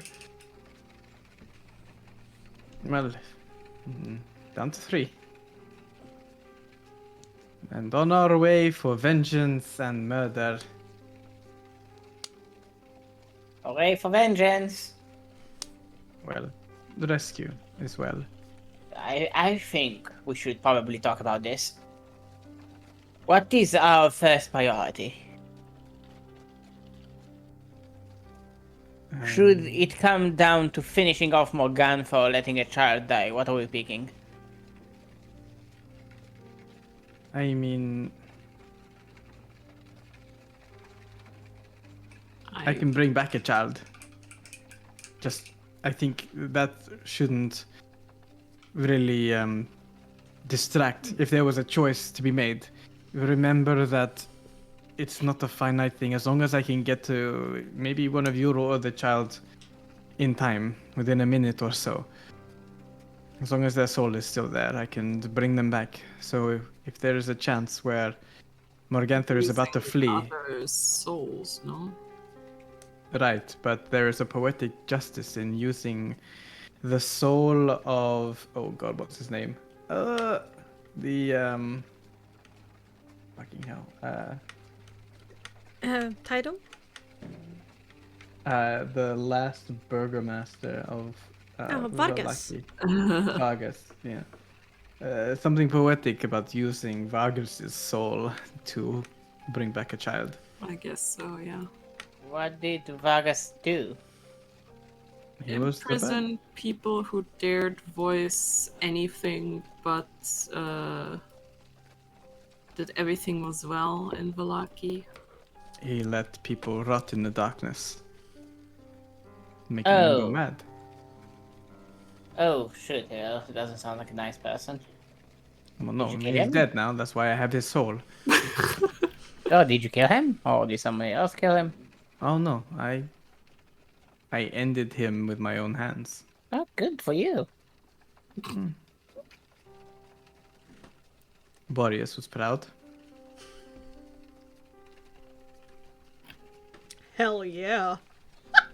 He basically chunked him, right? Like he crushed his skull. I'm trying to remember. It was like pretty brutal. Like he got a heckin' shift to evil with that murder. No. It was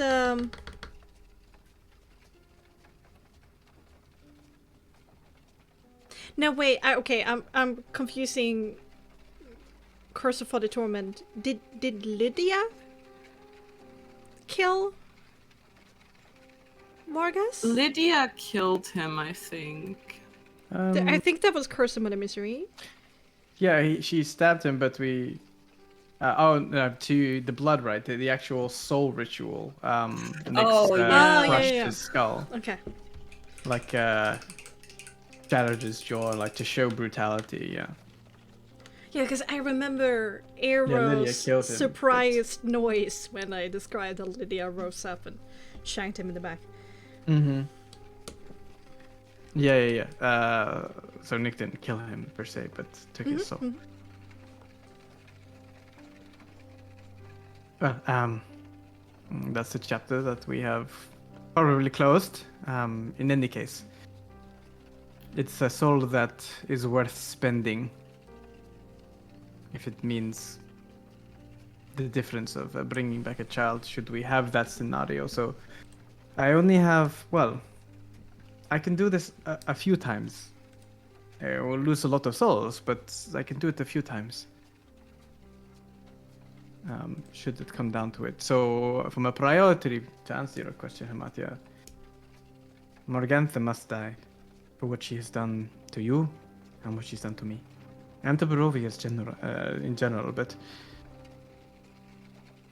make no assumption here. We are taking this road to murder your mother. That will happen. It must. I see. Well, perhaps it's not in my place to say, but I do have a bit of a conflict here, because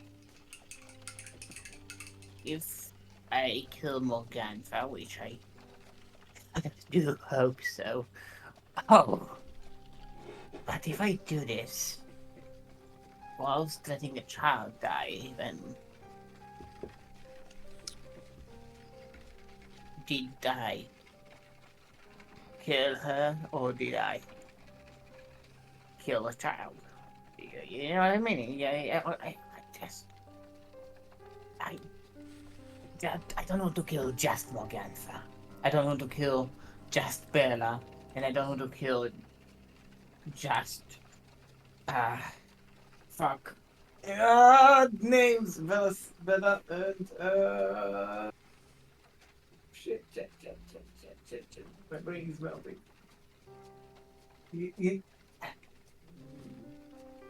Ophalia. Fuck. Okay, here we are. My apologies. My brain did a whoopsie. Okay. And I don't want to kill just Ophalia. I want to kill what they represent. I want the legacy to end. I want that in 2 years, 3 years, 5 years, no one will remember they existed. And whatever they leave behind, it's only in me. But nothing else. Ash. And if I kill a child to get to her, then their legacy will live on.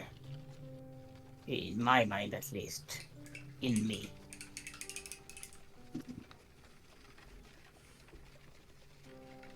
That's understandable.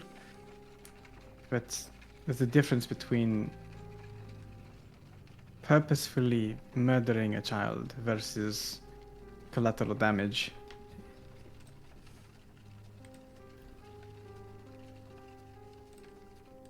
This is Barovia. People's lives are constantly in the balance every day. If we are to make any changes, well, got to break a few eggs to make an omelette. But we can still try to keep... We can try to save as many as we can. Naturally. We're not here to murder any children. We're here to save them. But to end this legacy, like you put it in the ground where it belongs.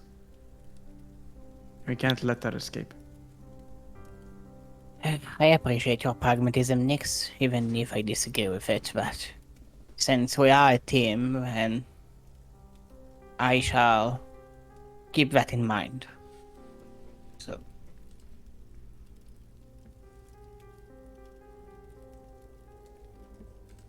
fair enough. Fair enough.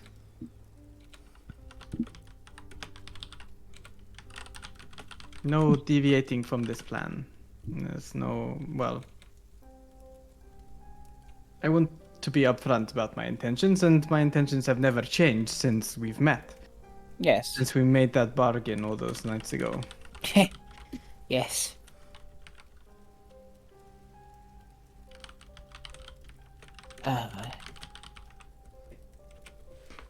I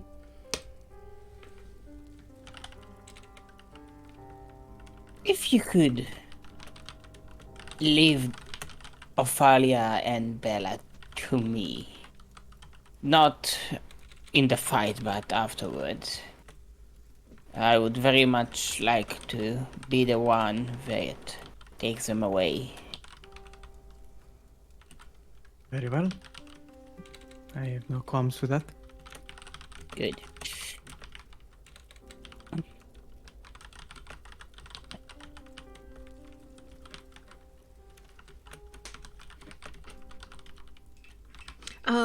During this conversation, you found yourself a nice open area on a grassy meadow, and seeing how it is rapidly getting darker, you made camp.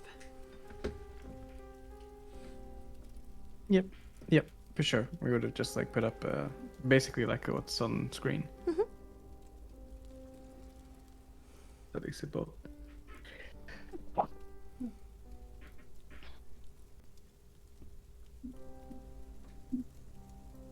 Talk a little bit back and forth of what you're going to do. Have dinner, but again, you're still tired by all the events that has happened recently, and an early evening doesn't sound that bad. It sounds like a luxury.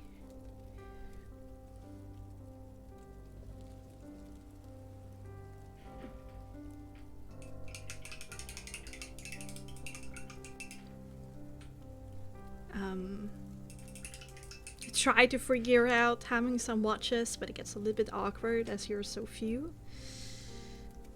You don't feel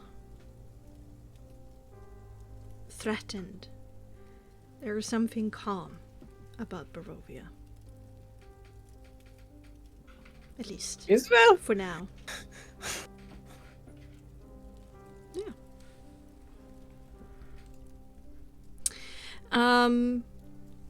In the early hours of the morning, the weather switches. It turns warmer and more humid. The clouds far above darkens around sunrise in a weird juxtaposition, and in morning proper, as you all gather for breakfast, there's a steady downpour of rain.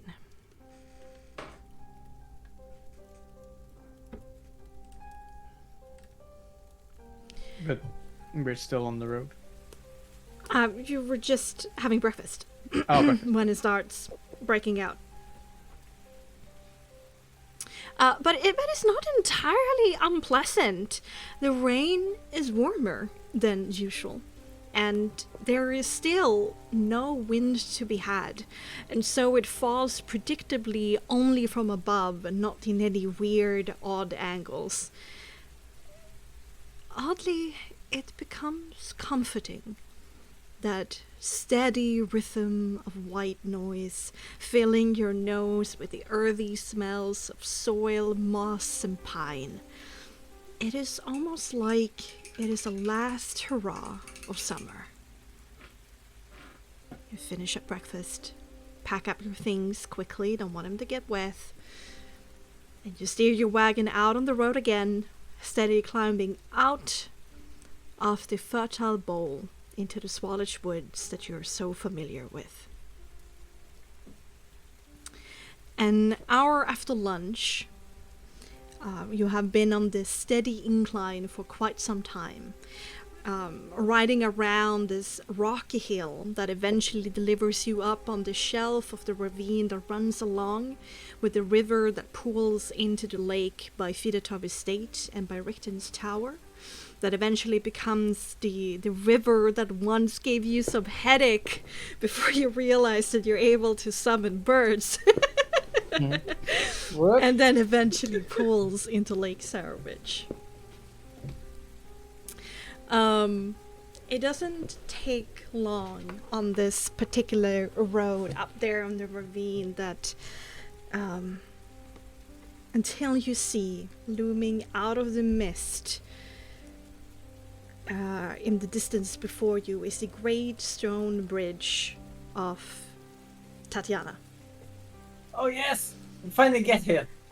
Spanning the ravine in between these two masses of land.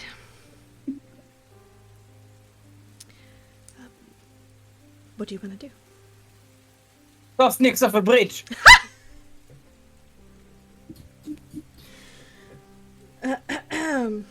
Sorry. I'm assuming this is where Illyria wanted to do something. Yes. I mean, Illyria seems very hesitant, whereas before she seemed set on coming here. She takes out the necklace that she got from Strahd back in Vallaki. And she walks sort of like to the middle of the bridge, and then she just As your footsteps echo heavily on the stone bridge, there's this distant sound, kind of like over your shoulder behind you, half muffled and a little bit distorted. You hear it's Sergei's voice talking to you in the moments leading up to standing at the altar.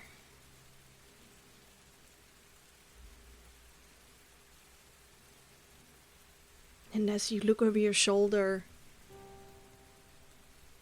to see where it comes from, the sound ebbs away and disappears.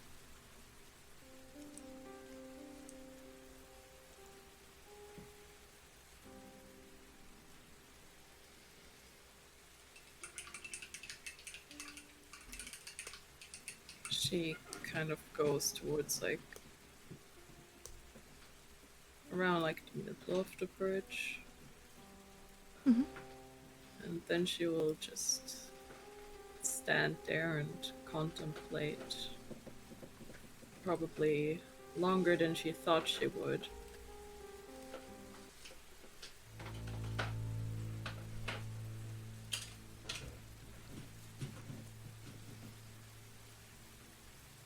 She can't quite get herself to do what she wanted to do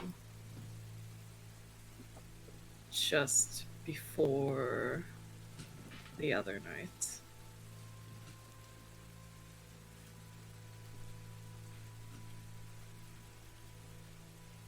I mean, if the others are watching, you Yeah. definitely, especially Nix, would notice. Yeah, or Nix is regarding Illyria as just watching.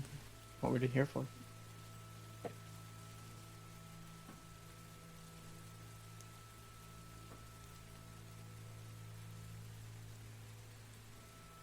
You okay, Illyria? Yeah.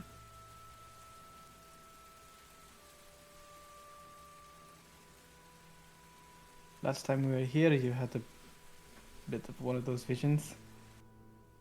Any particular reason why you're taking a moment here? Did hear his voice again. Sergey, let's drop. And she kind of like opens up her hand, and you see her holding the necklace.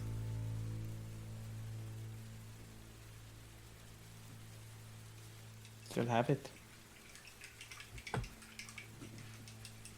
I was dead set on tossing it off this bridge today. But I don't know if I can after what happened. What happened? You know what happened.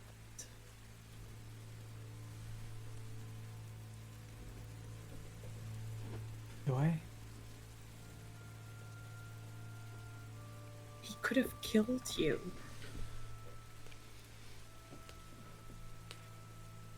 Yes, he could have.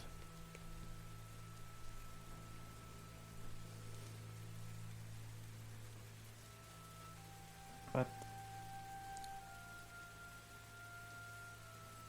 we knew that when we all agreed in Britain's Tower that this was our journey, that we would be challenged along the way, shall we say. Do you know why I kept it? I assumed as a safety net, as a non-committal. There's always one foot out the door.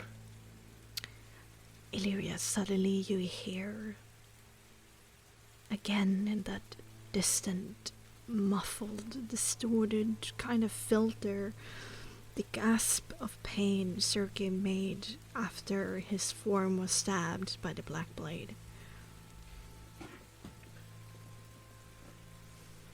She kind of like turns around, and like Nyx can clearly tell that she's hearing something that isn't there. Yeah, there's a haunted look on Illyria's face. I try and follow her gaze like she's trying to look for something. Yeah, it's just air. What is it? I'm losing it, aren't I? I think we all are at this point.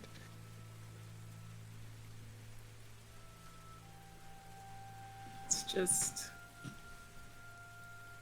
I don't know, memories of Sergei dying. Not mine, of course.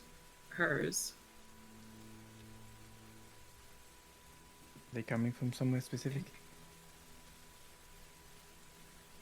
I don't know, maybe it's the bridge.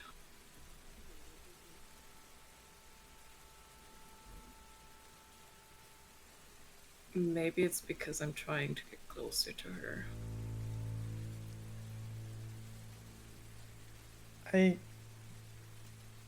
Come to think of it, I don't believe I actually identified that necklace in your hands properly.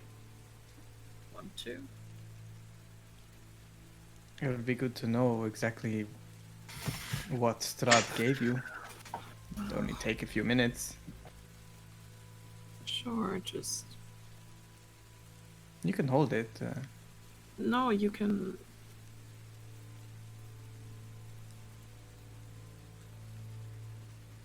I don't mind. It's just seeing as you're hesitant here. I wonder if there's something within this locket that he's given you that we should know about beforehand, if you intend to get rid of it. Alright then, identify it. She's clearly on edge, but probably more about the fact that she keeps hearing things while on this bridge. I do the thing. You do the thing! And I bring out don't know my if book. anybody noticed, but there is something a little different about Illyria ever since the stones. I mean, I think we're all a little bit different, but we haven't really covered that yet.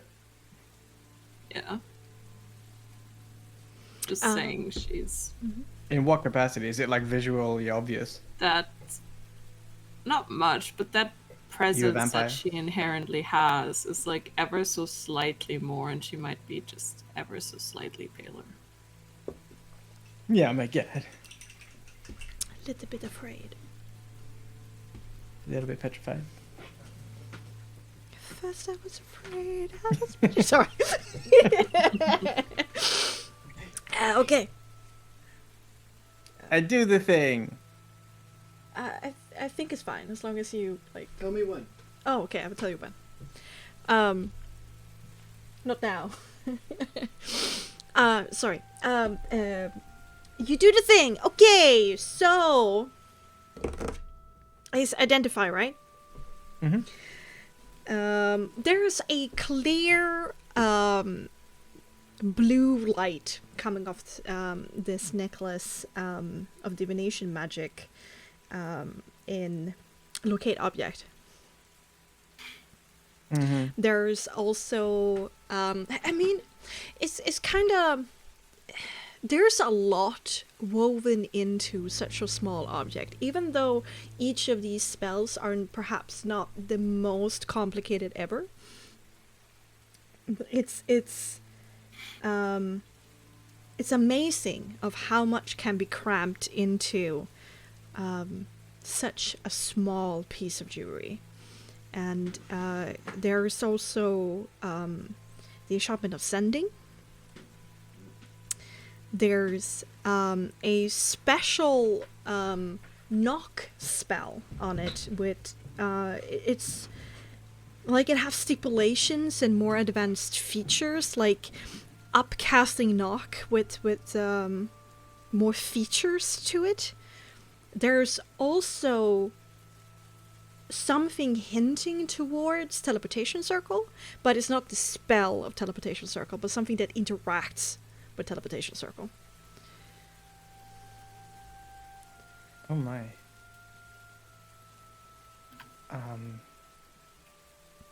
So it's a little hard to see here, but whilst it's very likely that Strahd will be able to locate you anywhere you go, obviously we knew this, and also communicate through it to you. It's, from what I see, it's like a key to perhaps the castle.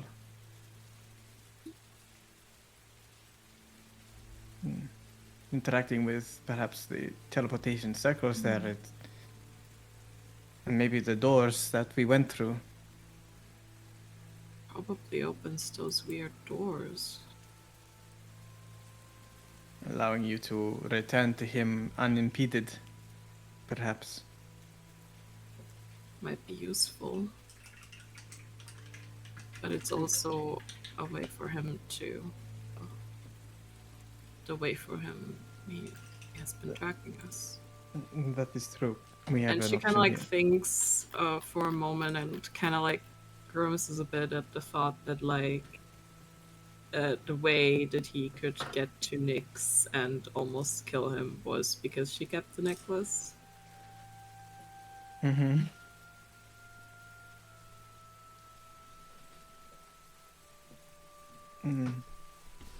I guess if we had kept it within the bag, he wouldn't have been able to track us. But I didn't want to pry on your choices. I didn't want to anger him any more than I had to. Like, if you want to throw it away, that's your call. That's your choice. But if we are to infiltrate the castle and take him down eventually, we're gonna need a way of opening up those doors, and, well, if we keep it within the bag, he can't really track us anymore.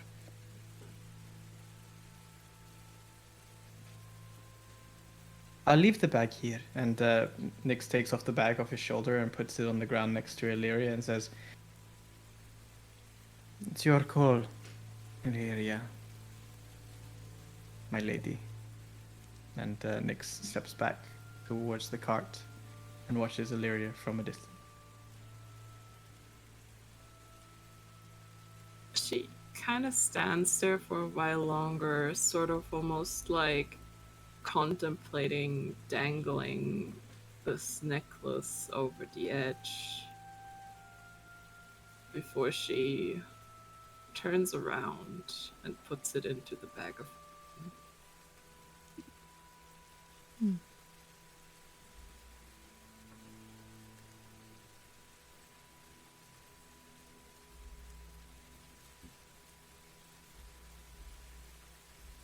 She takes the bag and walks back to the cart and the next. As you're about to exit the bridge, so very close to the wagon and to Nyx, extremely clear, just beside your ear, coming from behind, whispering.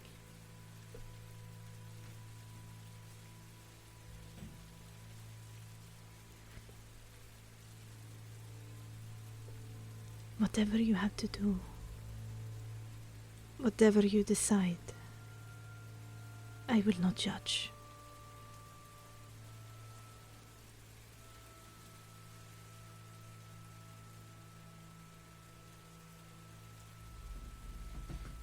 Was that Sergei's voice? For a moment it was fear in you, because they sound similar. But that lack of intensity and the gentleness to the tone has become clear as day for you now. That was not Strahmor Sarvich's voice. She kind of like has a small, like, smile. And she doesn't know if, whatever that voice is her losing it, or just, a figment of the memories of Tatiana, but she does answer. If it helps us get to him, I guess this is a safe way to.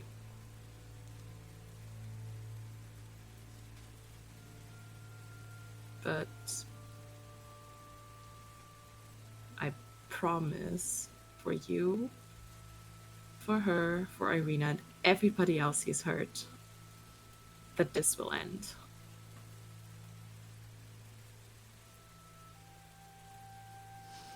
There's no answer this time for the smattering of rain, but you can swear that the temperature around you increases, becomes warm.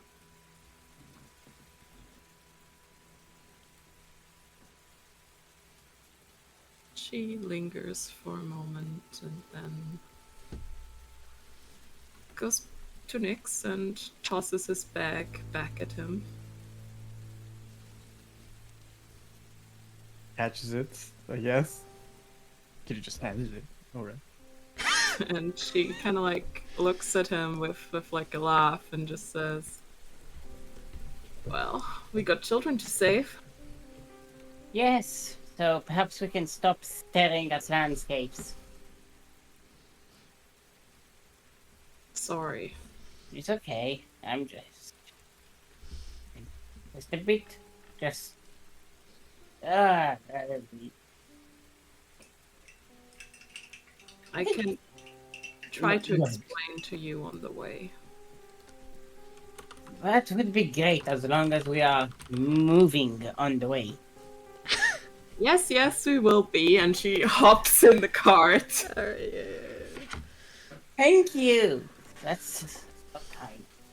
No, I'm sorry. Just, the thought of children get a little bit on my bad side, I'm a bit anxious, a bit nervous.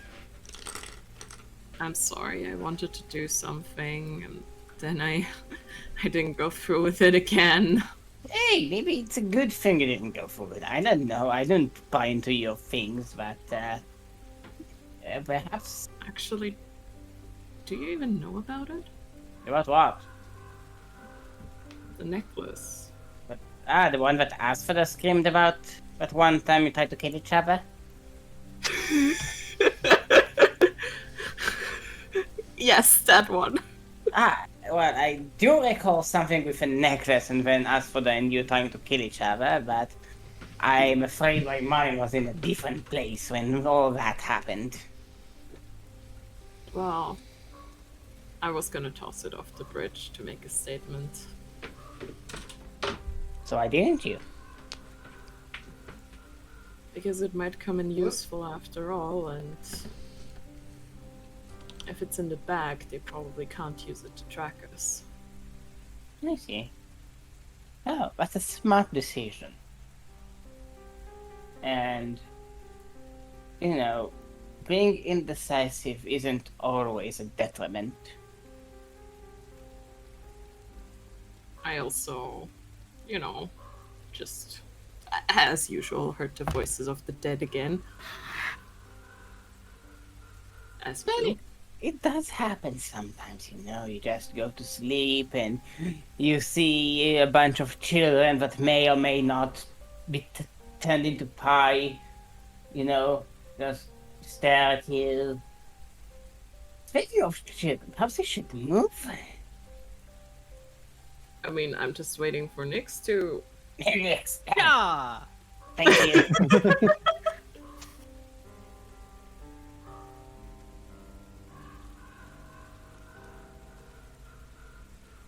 So, it's a good. Here is a weird place, and hearing dead people is sort of mild from current experience. I mean, at least you're not some sort of person that was good once and now once fought against someone and then he tries to do something really weird in order to appease someone who will not be appeased by this, we saw people lose their mind in a lot more weird ways than what you're dealing with right now, so guess that's Are you suggesting I'm losing my mind? No. What I'm saying is that given the situation you're in, you handle it really well. You keep a cool head. That's something to be impressed at. Lyra just generally just kind of like snort a lot and it's like, that is the first time anybody ever said that to me.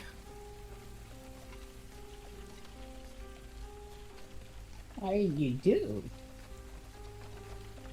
Even Mr.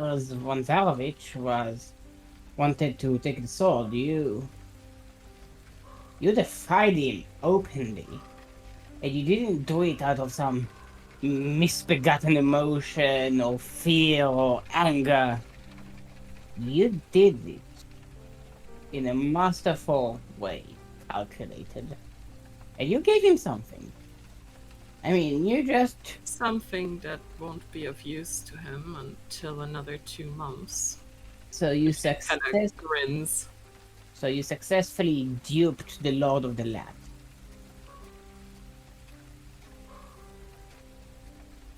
Maybe. We had a really bad hand, and you managed to make the most out of it, Lyria. Thank you. Of course. And it's just nice to see people do good for a change. And it's even a pleasure to tell them that.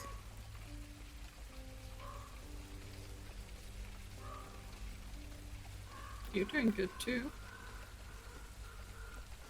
I think so too, you know? I had a thought about it, and you know, missing endangered children apart. They- I'm doing really well.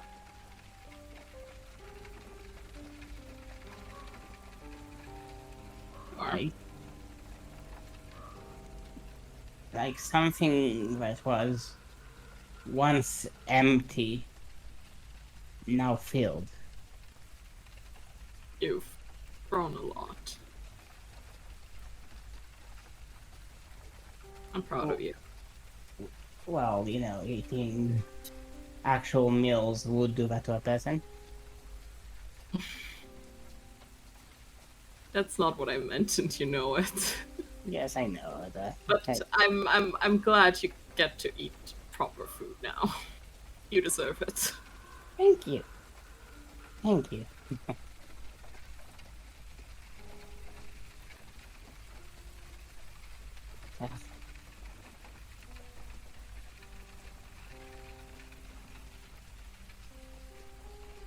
Kamatia's thoughts will slowly slide back towards thinking about the children mostly, and a little bit about what sort of things, what sort of horrendous, what sort of rebuke, what sort of mercy she's willing to give her sisters. And when an idea pops out, you see the slightest smile and the little chuckle as well.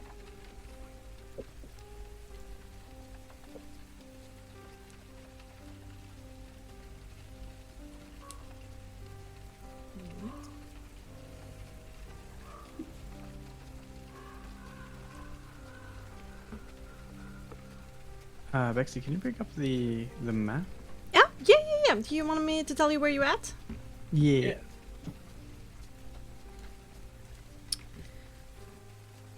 Currently, you're just beyond Tatiana Bridge. Oh, over here. Yes. More like here. You haven't gotten to where the road forks yet. Which is basically in between Tatiana Bridge and where it forks. So we set up camp like here. Yeah. And Well, okay, so you were a we little like- bit late in the day when you traveled because you needed more sleep because it was like after midnight and you were exhausted and shit like that. So so we're like close to like camp time. so a little bit further down. So like here, you had your camp. Basically, just a tiny bit beyond the fork in the road, where it leads to the wines. Oh yeah, here. Yeah, exactly. Yeah, I didn't see your ping. Oh, Well, I have it hidden. Sorry. Yeah. Oh shit! What's happening? Can see it now? No. yeah. Oh, I can see it now. Okay, then there's a bug. Yeah. Oh no, I can't see yours. I saw Hamachi's. Ah. Matthias, I what? mean, you should be able to see Arrow. mine. Mine is red. Oh, It's shit. always red. Yeah, I don't see red. Oh, shit. Oh, I am on the GM layer. There we go. There we go. Oh Yeah. no, it's a citadel. Cool. Yeah. So we camped there, and then we like went like Yeah. okay. Yeah. So hours it's or so. well, it's like in the middle, like late afternoon right now. Mm-hmm. Yeah. So we can like maybe go a little bit further, like to here-ish Yeah. to camp. Yeah, you can travel 10 hours instead of 8 hours with your wagon Mm-hmm. in distance. Cool. So we're there, and then it will take us. Doesn't like we all know the journey. So it'll take us like all of next day to get to Valaki. And then it's another day, and then it's like a day and a half travel to...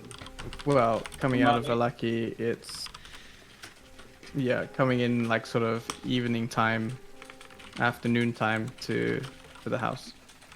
Oh, man.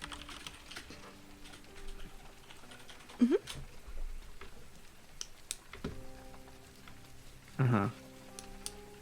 So it's really like coming to the close of the second day. Second day of travel, yeah.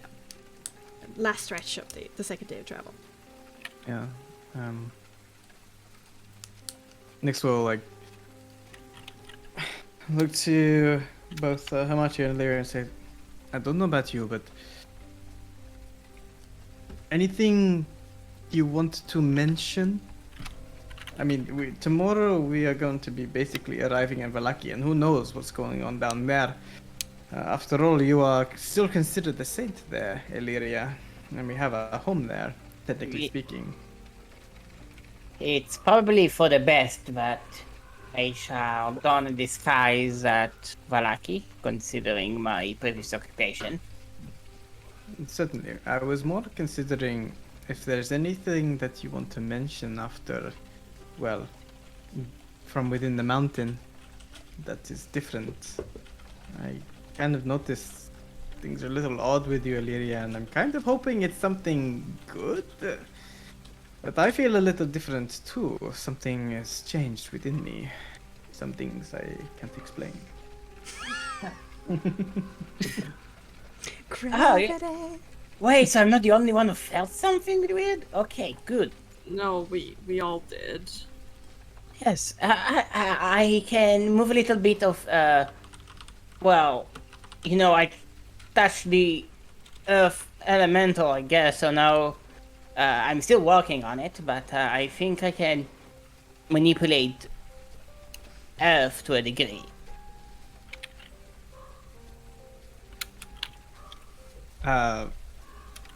Good, you can play with that. It's a bit more than play, if you remember. Well, what I'm currently working on is I'm trying to replicate, you know, when we just at the beginning of the fight, but when he blew up the ground around us, below us, do you remember that? I'm working on that one. I perhaps I got a technique that will be able to help us be a little bit more sneaky, like for all of us, even a lot more sneaky as well. Yeah, that's all I got right now.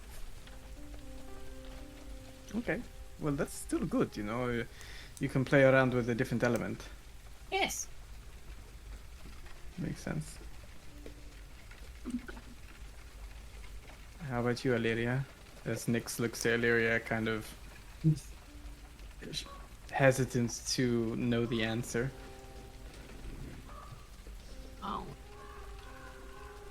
I guess I've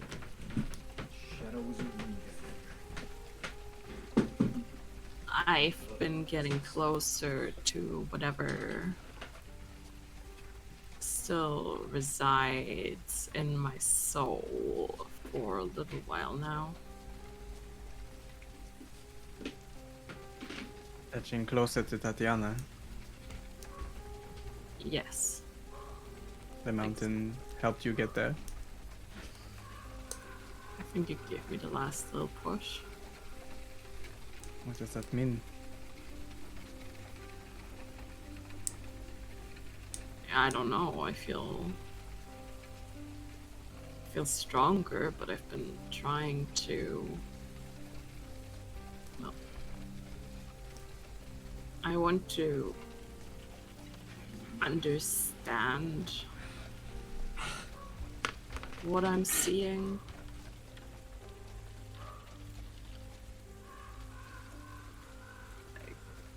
I don't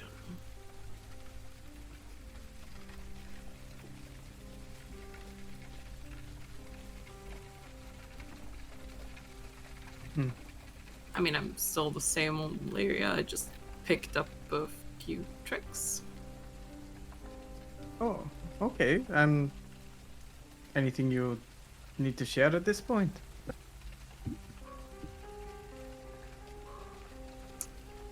Well,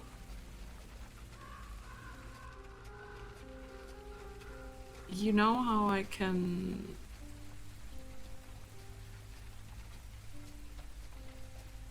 like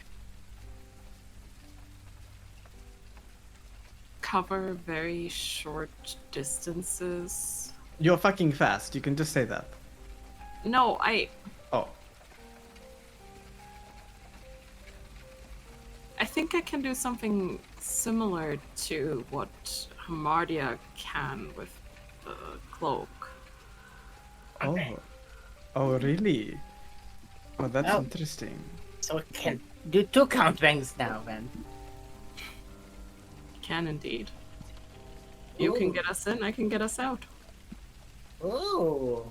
Well, that's a curious turn of events there. Oh, we can rob every store. The perfect crime. Yes. That is really good to know, actually. You two will make exceptionally good thieves, given the opportunity. I don't plan on becoming a thief anytime soon, but I guess I'll keep it in mind. Even thick as thieves. Well, you've already stolen people's hearts.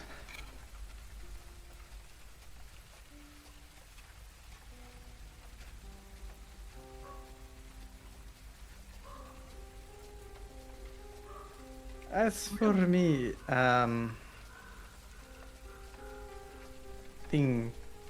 something I feel a little bit more closer to who I am. Maybe it's this journey we've been on that's allowed me to recognize who I am, you know, where I come from. Okay, killing daddy didn't exactly help in that regard, but it's allowed me to understand what I am a little bit more. Something that I can feel stronger. And the mountain allowed me to, like you, Illyria, reach a little bit beyond. Tap into a little bit more of that celestial nature, perhaps.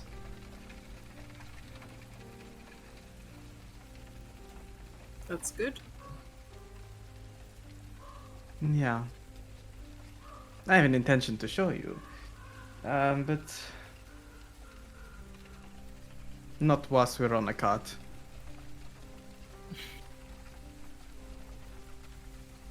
Alright.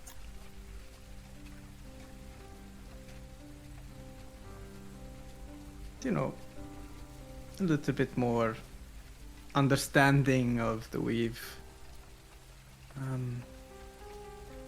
Governed with how I feel. I think I'm more connected, not just with me inside, but I'm no longer feeling completely isolated, and I can only thank you, Illyria, for that. Me? But yes.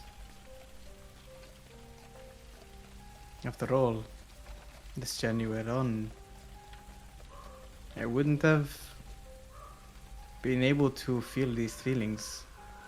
I never felt them really before. Sure, as a Vistani, you sleep around, you enjoy the feelings of a carnal nature, but it was very surface level. It's something that as he told me on the way here. Never really felt that, and I was reflecting on that. Something deeper. Something that connects us. Illyria just kind of looks at Nyx, blinks a few times, and then just straight up says, "Are you confessing to me?" Confessing? Me?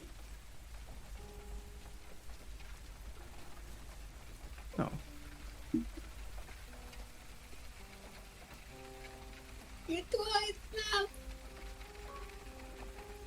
What was that? You two are in love. You two. You two. You're in love with Daphne.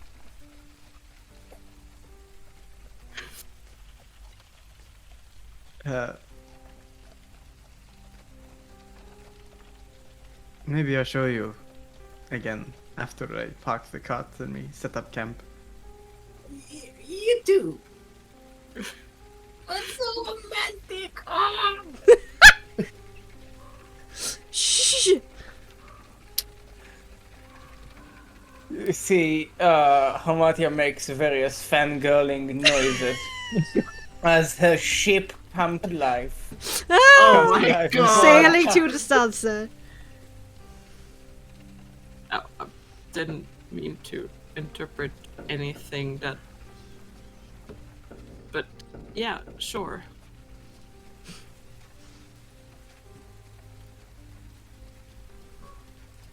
Cool. Yep. Great.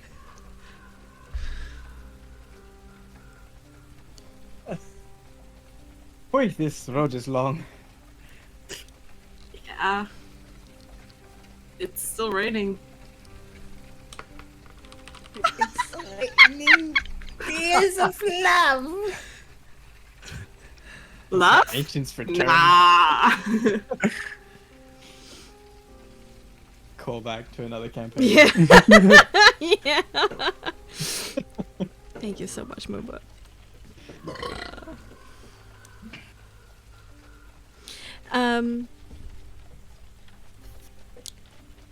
Traveling on. You headed away from Tatiana Bridge into Swallish Woods again on your way eastward. Soon you pass by the overgrown path that leads towards the tower, which floods your head with melancholic thoughts of a recently departed friend and companion. But in Nixie invokes more complicated feelings. The late afternoon carries on. Kilometer after kilometer of mud, stone, tree and bush, all becoming a blur of brown, grey and dark green. The rain relents a little, but it still carries on, steadily impacting the cloth rooftop of the wagon, which aids to the general state of trance which you all fall into.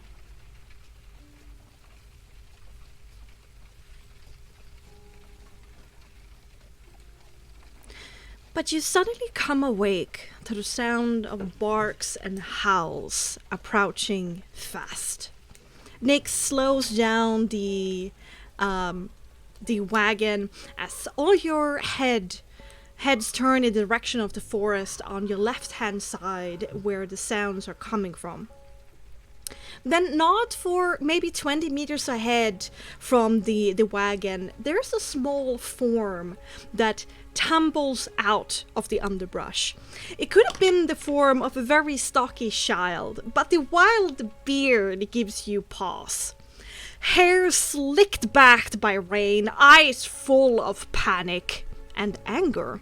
Face and arms covered in dirt and grime, the dwarf almost stumbles in his own haste. Oh my god! With breath coming fast in ragged intakes of air, he twists around towards the forest, which he just tumbled out of. He raises a shaking hand, and with a very harsh whisper of Coptic in between these quick intakes, there's a massive, bright, and incredibly loud arc of lightning produced from his hand. This is not a mere call of lightning. This is not a lightning bolt. This is chain of lightning. Oh shit. It jumps a bit by the grace of the rain, and there's a sudden sound of two whimpers of dogs that can be heard. What are your immediate reactions? Nick's like pulls over, like stops the cart immediately, like just drives up to the side of the road, clearly startled by this massive explosion of magical prowess, and obviously everyone could see this and it's super loud. Yeah, like it's like a crack of thunder just a few meters away from you. And it's like Nick like shouts as he's steering the cart off the side of the road, saying like, You got the thing, now you're taking "Back in Barovia." Illyria is going to basically jump out of the cart. Yeah. And kind of like try to sort of like run up and get a better view of what the situation is. Before you could do that, as the wagon comes to a halt, the dwarven figure, clearly made dizzy by exhaustion, he only casts a quick glance towards your direction before running towards you and the wagon. And Illyria, as you jump out of the wagon, you can see this small, stocky dwarf basically beeline past you, and he immediately falls to the ground, scurries past you, crawling underneath the wagon to hide behind one of the wheels.